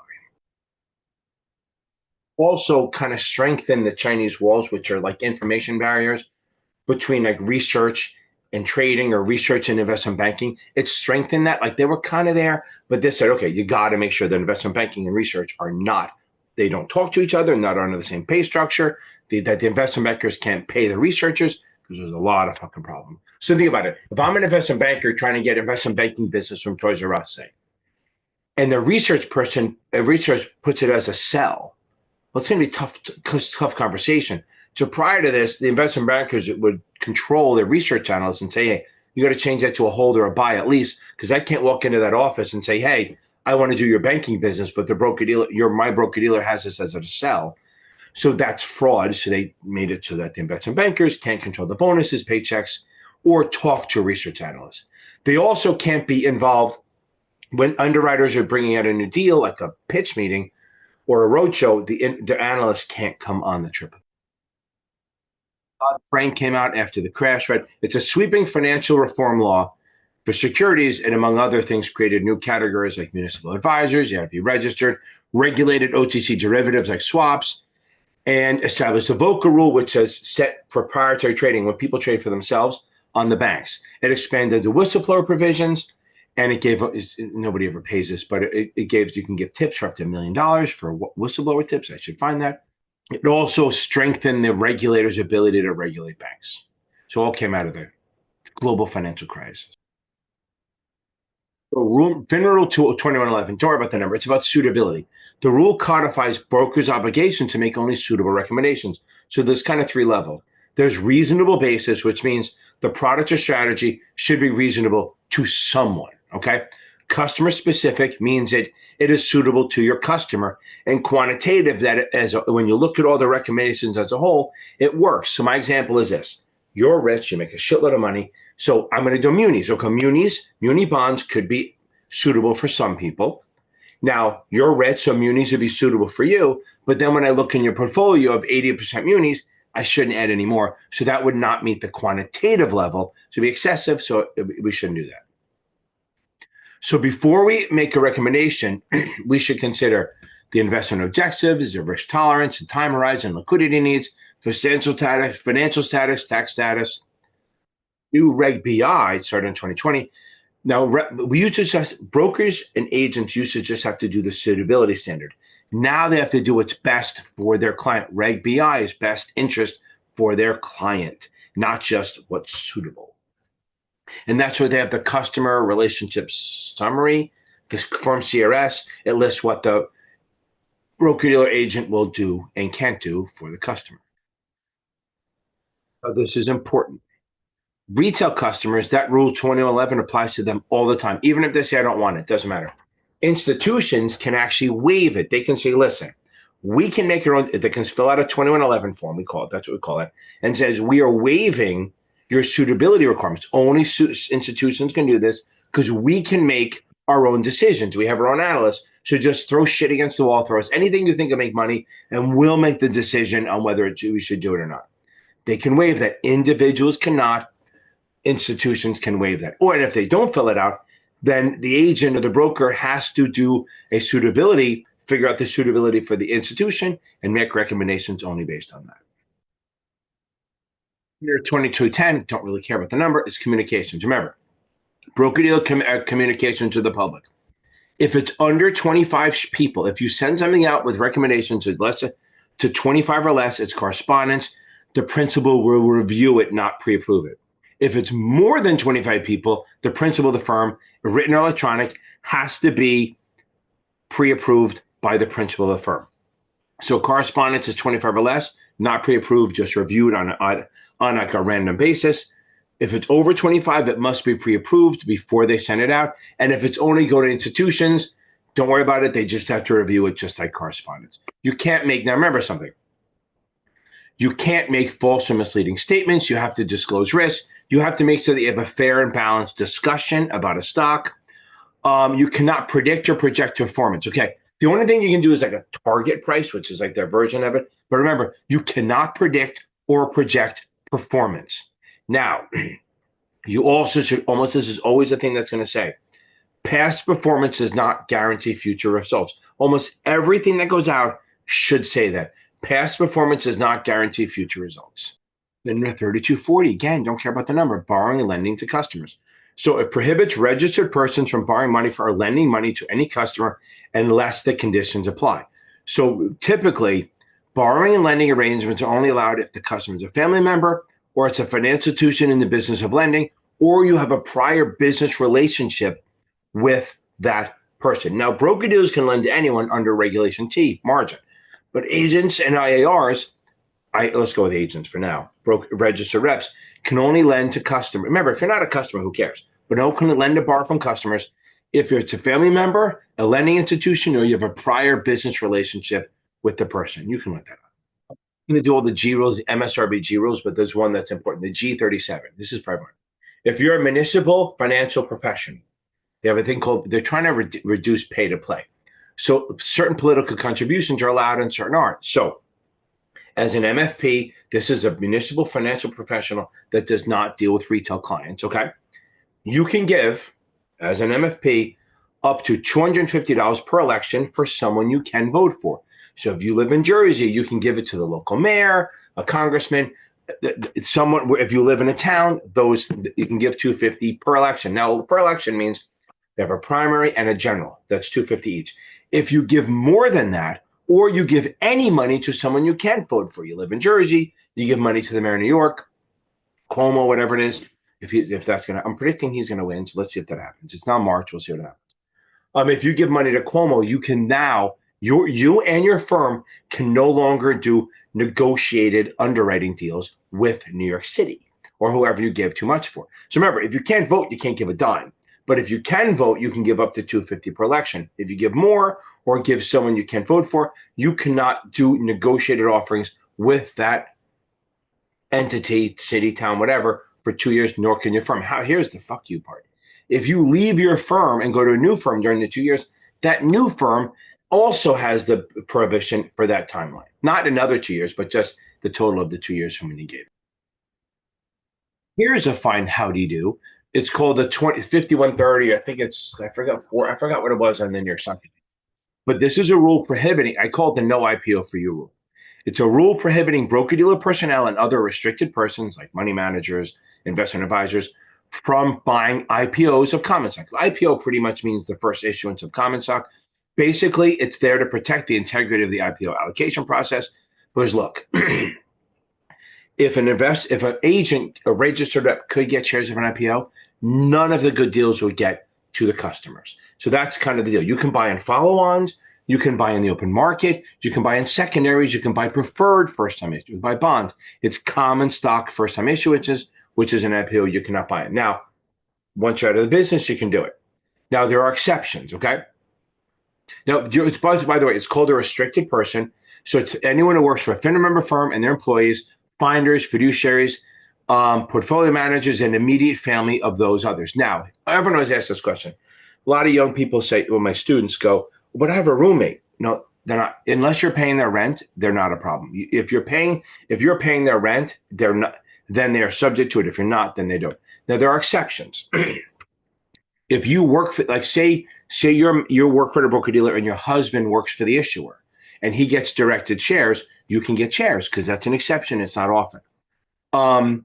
If you're part of a hedge fund or a group and you're 10% or less of the ownership of that fund or investment pool, then the pool can buy it. If you're more than that, then they can't. But the hedge fund, the investment pool, can buy an IPO if they carve you out. They say, oh, we're going to set up a separate bank account for just the IPO people, and the people that are registered reps can't buy any. That's where that goes.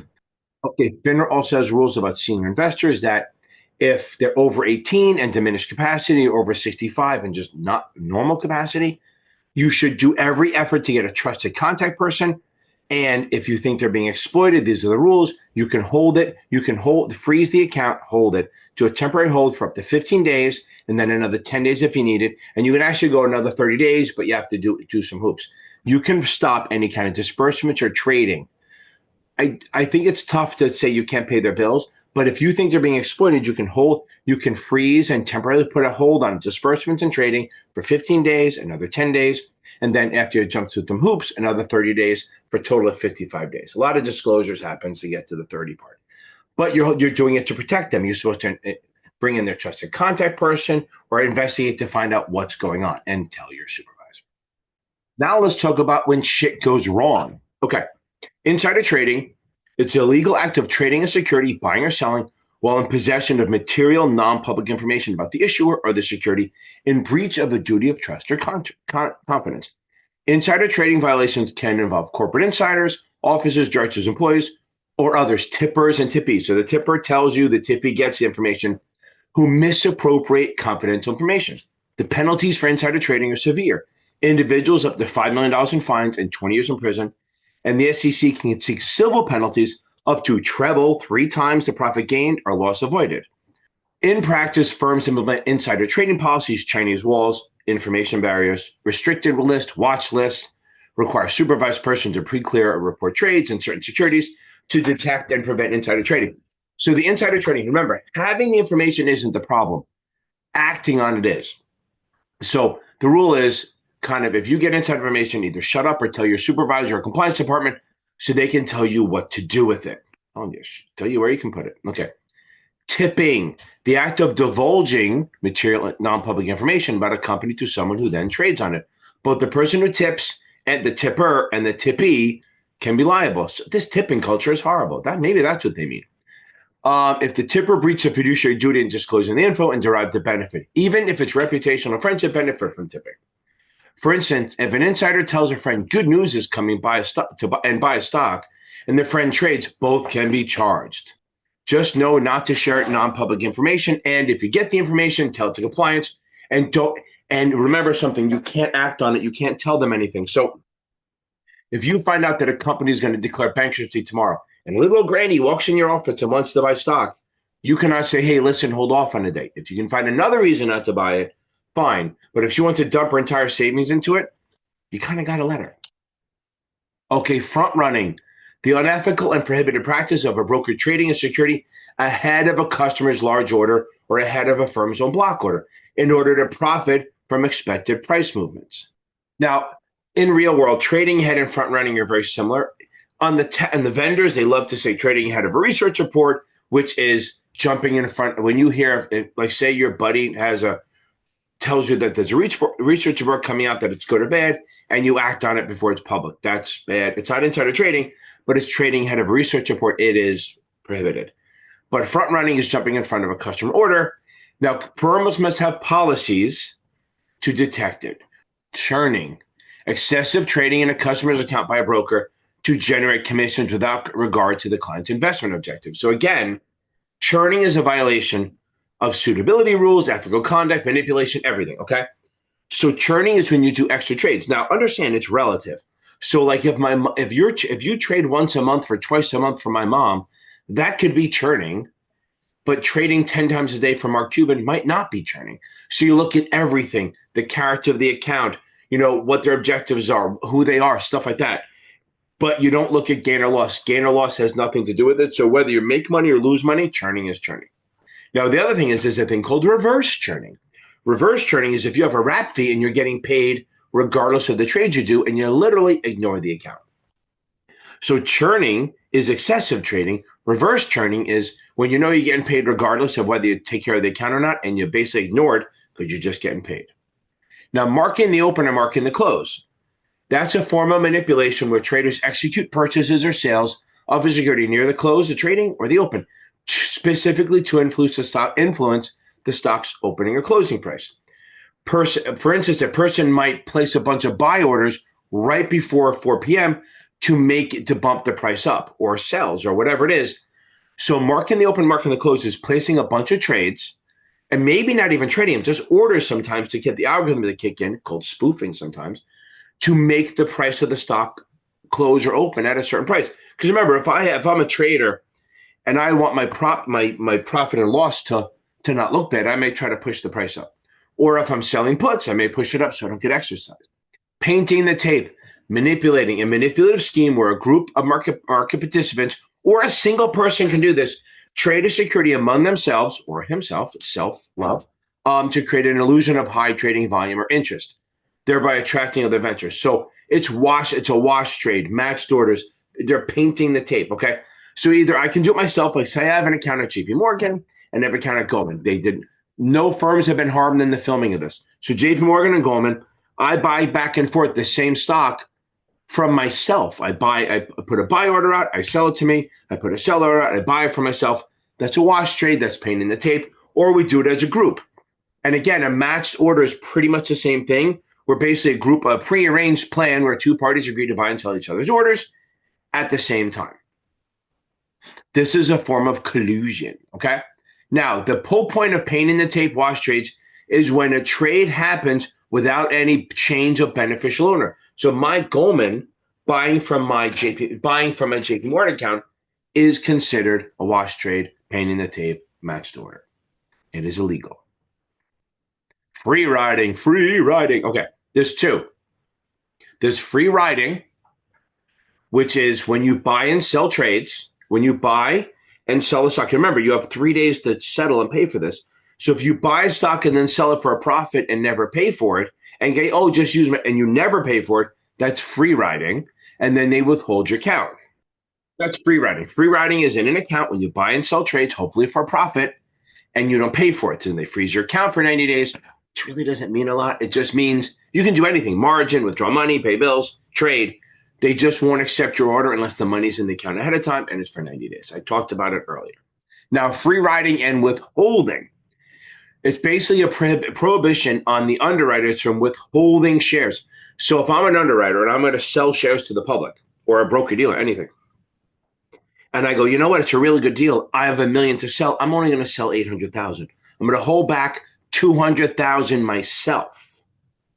And then I flip it out for a profit. So that's illegal. You can't do that. So free riding is when you don't pay for a trade. Free riding and withholding is an IPO when the underwriter holds back some of the trades. Backing away. Back away. Okay.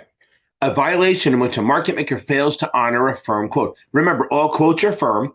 So if I make a $10 bid, offer at $10.50, it's firm for 100 shares or whatever I put. Now remember, the minimum trading unit for the 90% of the shit is 100 shares.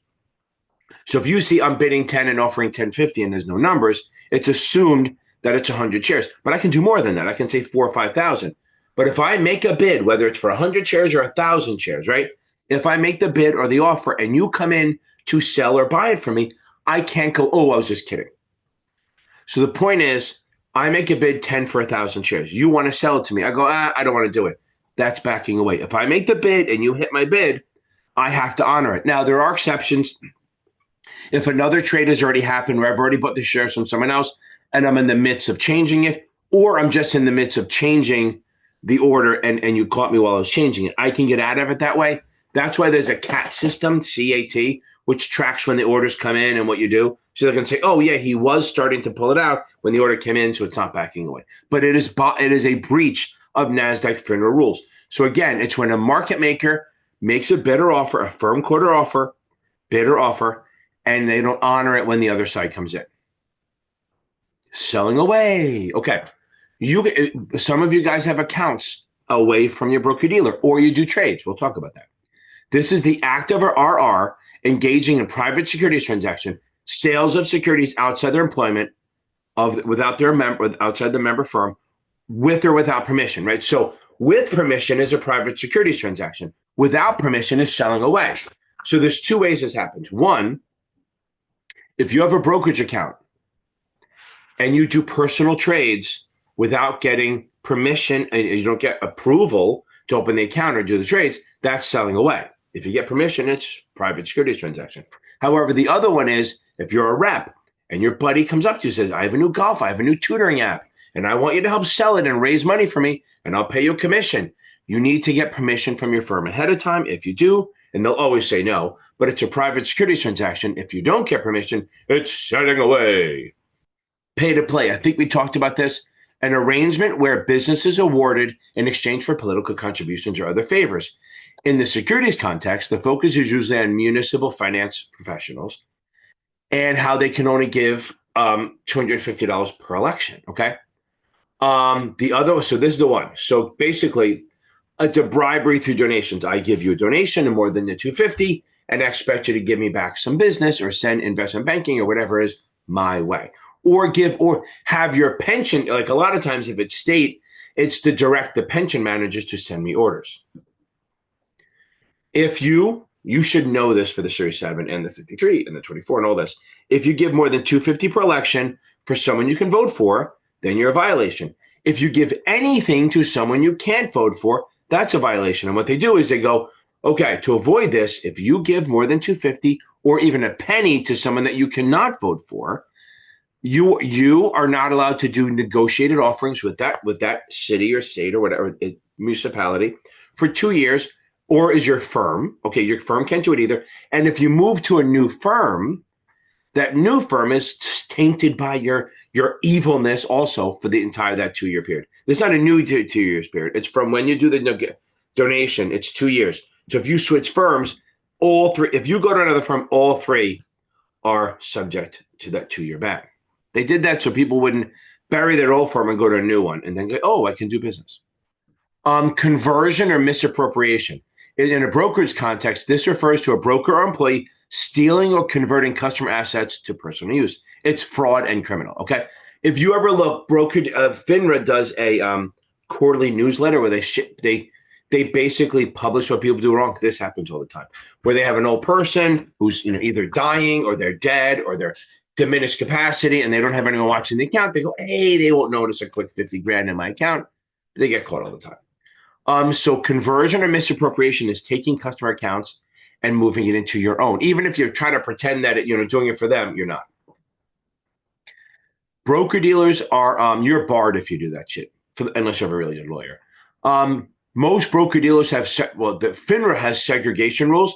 They require customer assets to be kept separate from firm assets to prevent this kind of misuse. Like an example of this is if I send a check in to my branch manager and he goes, ooh, he whites it out, puts his name in, and then takes the money in his own account, stole it. Guaranteeing against a loss. It is prohibited for a registered rep to guarantee a customer against losses in their account or any transaction. The only way you can sort of do it, not really, it's against law. But like if you even then you lose, right? So if you buy stock and that the only way it could happen is if you buy stock and then the stock rises and then you buy a put where the premium is less than the rise, then you're not going to lose money, but it's okay, right? So that's guaranteeing a floor. But again, when the put's gone, the protection is gone. Now, you can guarantee a price. So a lot of times, first of all, you can't reimburse someone for losses. But if a big order comes in, you can guarantee a price that they're going to buy it at, not the loss. So a lot of times when we had institutional clients, they call up and say, I got 1 million shares to buy. And we'll guarantee you on the first 200,000 that you could buy it at the VWAP, which is the average, or like the last sale. We're just saying we'll do that. We're not guaranteeing it's a loss. We're guaranteeing them a price. It's kind of like stopping stuff. Okay. Sharing in customer accounts. FINRA rules prohibit brokers from sharing in profits or losses in a client's account unless the employee has the firm's written approval and if the sharing is in direct proportion to the capital contributed. Now, if it's family, it's not as big a deal. You can do that stuff. However, you cannot take a percentage of the gains and not have the losses. So if I want to do an account with you, I put in 20 grand, you put in 20 grand, we're 50%. Okay. If I have 40,000 and you put in 60, then I'm 40%, you're 60%. That's really what it is.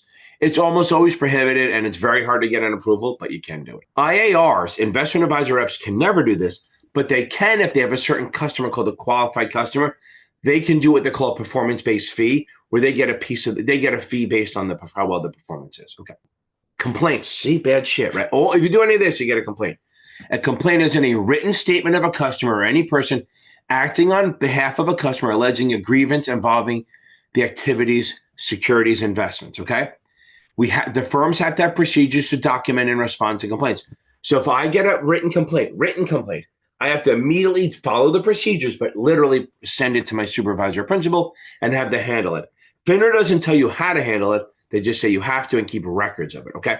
Now, for the most part, most firms won't let reps get mail directly. It has to go through compliance and open, and then they can get it. I don't know if that's changed or not, but that's kind of how they prevent this. But if a customer calls up and yells at you, it's not a complaint. No, FINRA says you should tell them to send it in writing, but why the hell would you do that? Okay.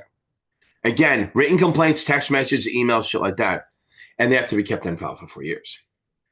Okay. You have to avoid saying anything demonstrative, like you have to avoid appearing to guarantee results.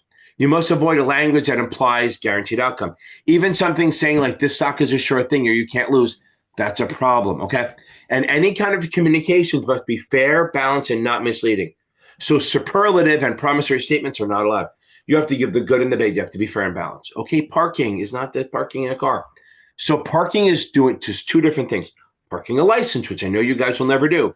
We know that if you leave the firm, you have 2 years to reassociate. And actually with MQP, you have another 3 years on top of that. But you have, say, 5 years total to get your before you lose your license.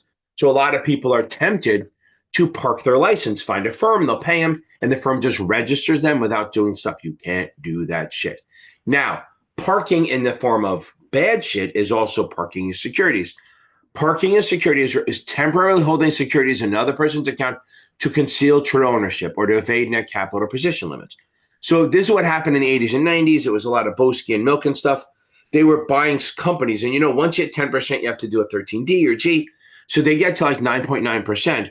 And then they call their friend and say, listen, go buy, up to 8% of the company, and I'll guarantee you against losses, right? Okay.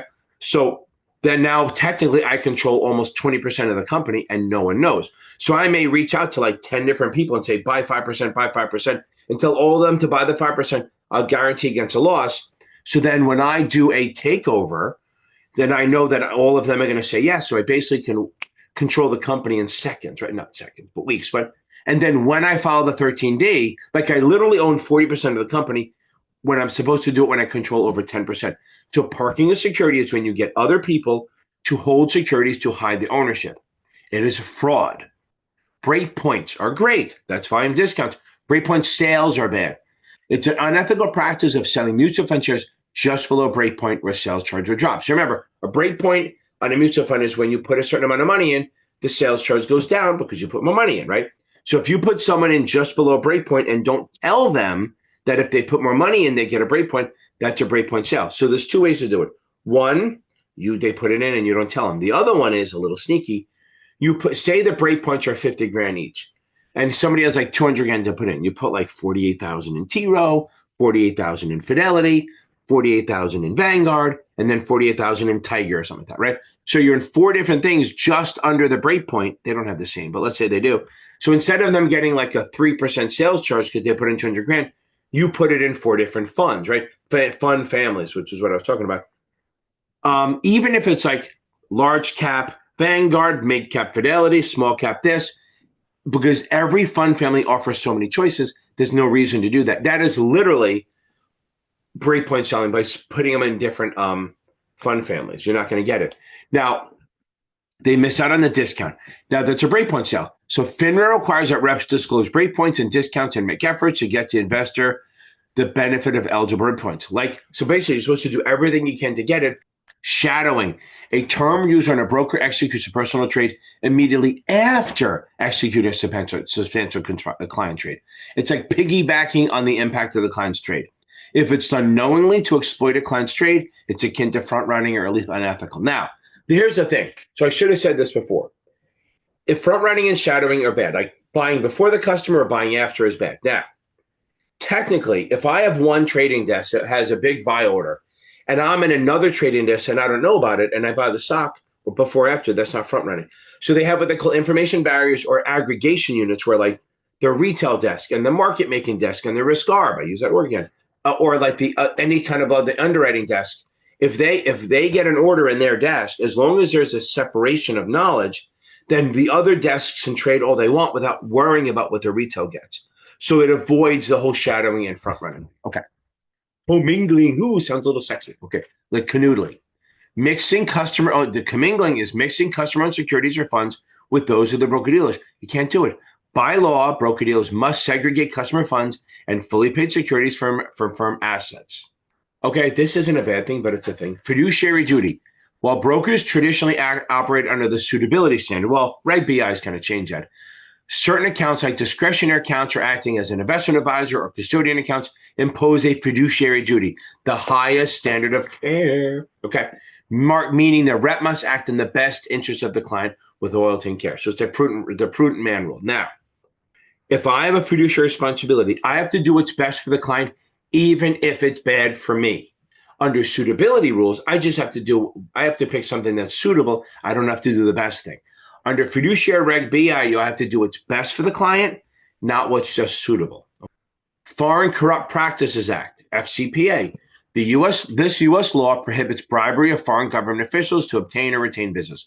For broker-dealers and banks, that means they cannot make improper payments to foreign officials. God damn, it fucking makes sense, right? You try to send stuff to foreign officials to secure underwriting deals or asset management contracts with their sovereign fund. We talked about sovereign fund. Sovereign funds, I think we did. Sovereign funds are when a foreign government we're trying to do one here, like Trump's trying to do one now. With a deficit, it's hard. But when countries have surpluses, they invest the money and they use it, okay? So this requires publicly traded companies to keep accurate books and internal controls to prevent this kind of slush funds for bribes, okay? Bribing is not good. So FCPA is about bribing. Okay, now let's go into the other stuff. A wash sale, okay? It's not a violation. So wash trade, I talked about violation.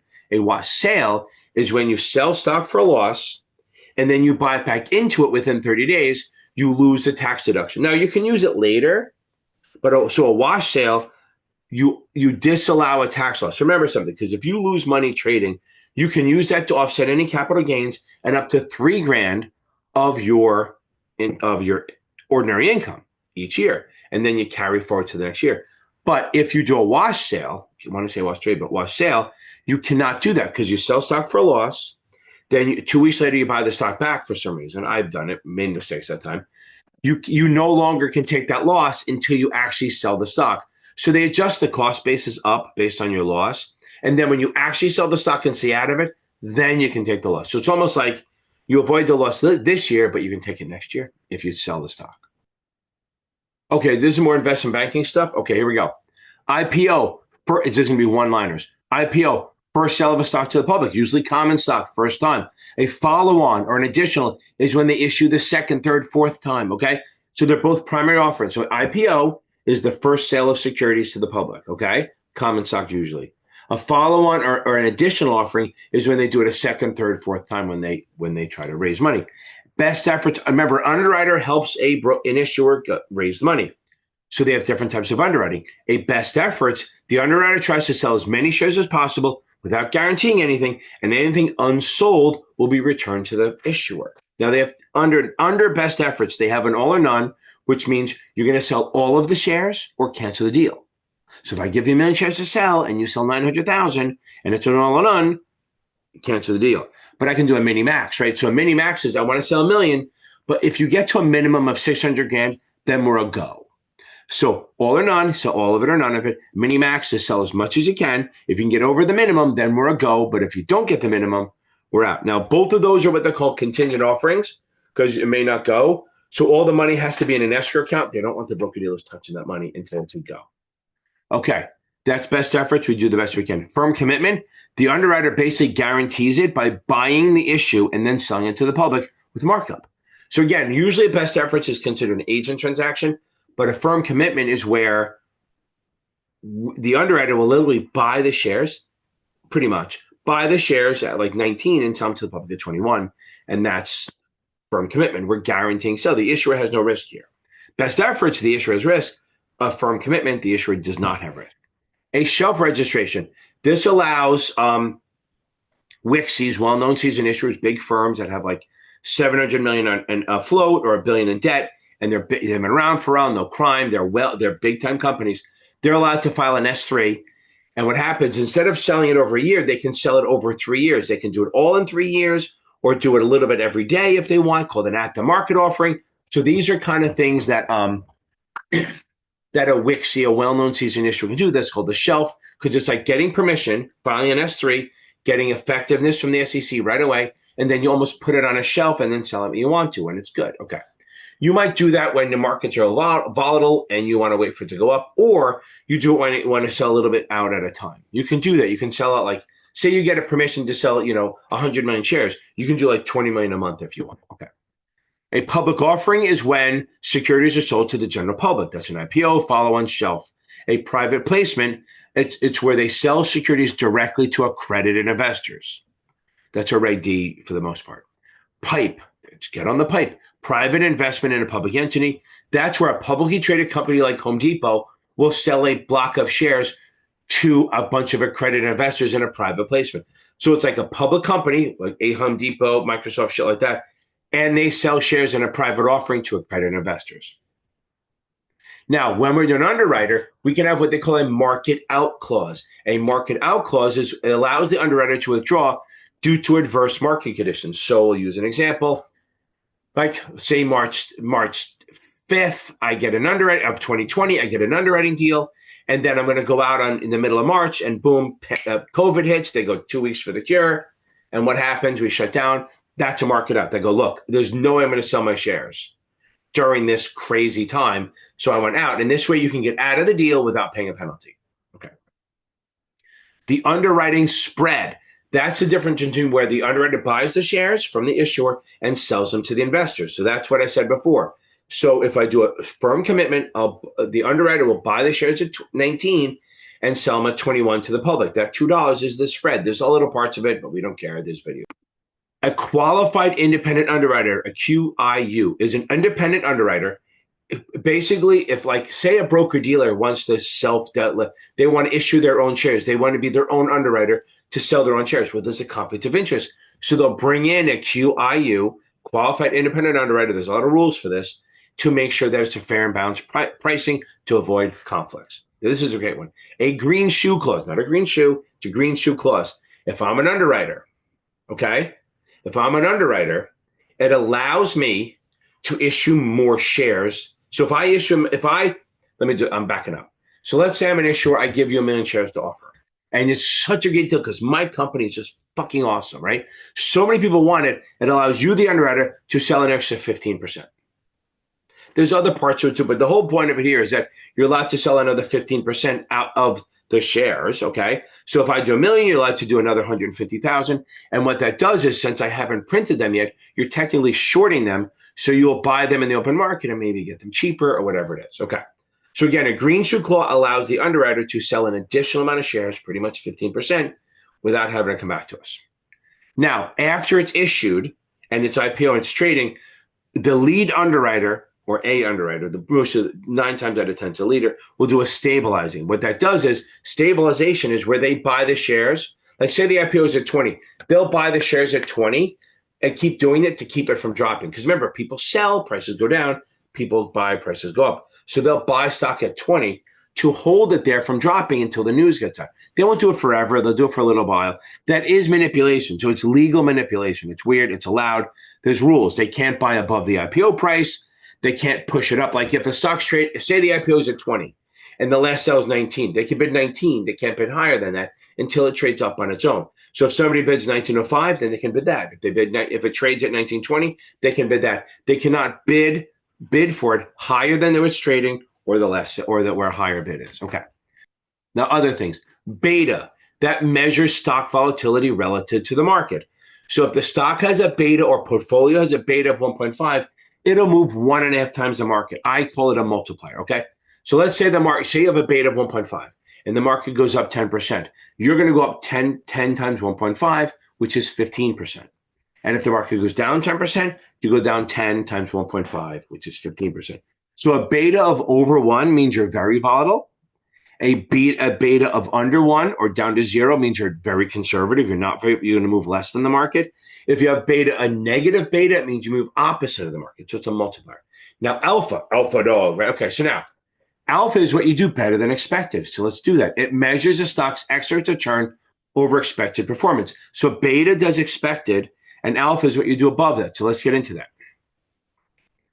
Let's say you have a market return. The market's going up 10%. You have a beta of 1.5.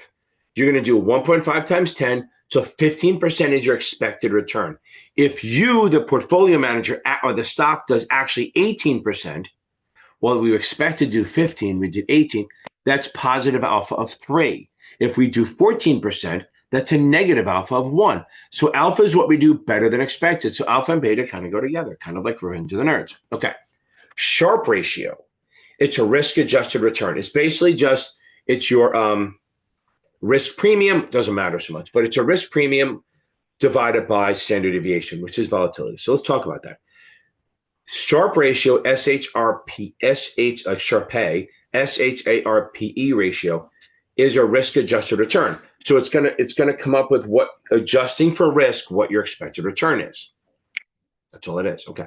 Efficient market hypothesis. It's a theory that stock prices are efficient, like the market is efficient. What efficient market means is that the price is right. So like efficiency means that there's no discount, no premium. You're not going to get a bargain. So efficient market theory believes that the market is efficient and the price reflects what it should. So there's 3 theories: weak, semi-strong, and strong. Weak form, okay? Weak form believes that historical prices, like technical trade data, doesn't work. Just because the stock traded up 10% every year for 20 years doesn't mean it'll keep doing it.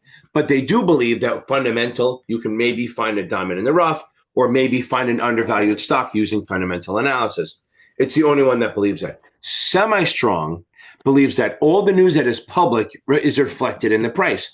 And any new news, GNU, if you ever, Great Space Coaster, Gary GNU, if any new, it's a fucking ADD rant. Any new news, all the news and news, anyway. So any new news that comes out, the stock will quickly move to the price to reflect that news. That's semi-strong. Strong believes that inside public knowledge and inside information is built into the price, basically believing that the market reflects both people, trade, and inside information. So they believe you can glean nothing from knowing inside information because it's already built into the price. I think there's a mix of someone there. So weak believes in fundamental, semi-strong believes in all news that is public is built into the price, and strong believes that all news, both public and private, is built into the price and it reflects that. Okay. Modern portfolio theory believes they emphasize diversification to create an optimal portfolio. So we're trying to increase our portfolio return by diversifying without increasing the risk. We're looking for the efficient frontier, for the optimal portfolio, the highest return for a given level of risk. So if we have a given level of risk, we're trying to keep increasing the returns without increasing our risk. CAPM, capital asset pricing model. It estimates expected returns based on risk. So basically, it says the more risk you take, the better return we get. The less risk you take, the less return we get. So basically, they're going to look at a level of risk, which is standard deviation, and say, if you do this, you should earn 17. If you do this, you should earn 15, or some with some variance. Okay, so CAPM predicts returns based on the level of risk.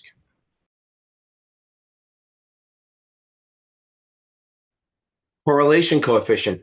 It's basically how two securities move with each other. So if you have two stocks that are a correlation of 1, that means they move together.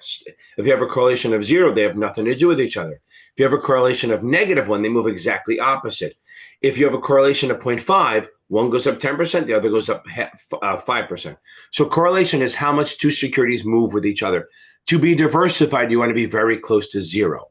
Okay, Monte Carlo, go to the bank or go to the casino. Monte Carlo is where they run potential problems and portfolio outcomes. So again, Monte Carlo theory is basically running scenarios at a portfolio to determine what the hell they will react, or a stock or whatever it is. So Monte Carlo simulation is running scenarios at a portfolio or stock to determine its risk or how it's going to react. Stay tuned for part 3. It is coming at you super soon as I record.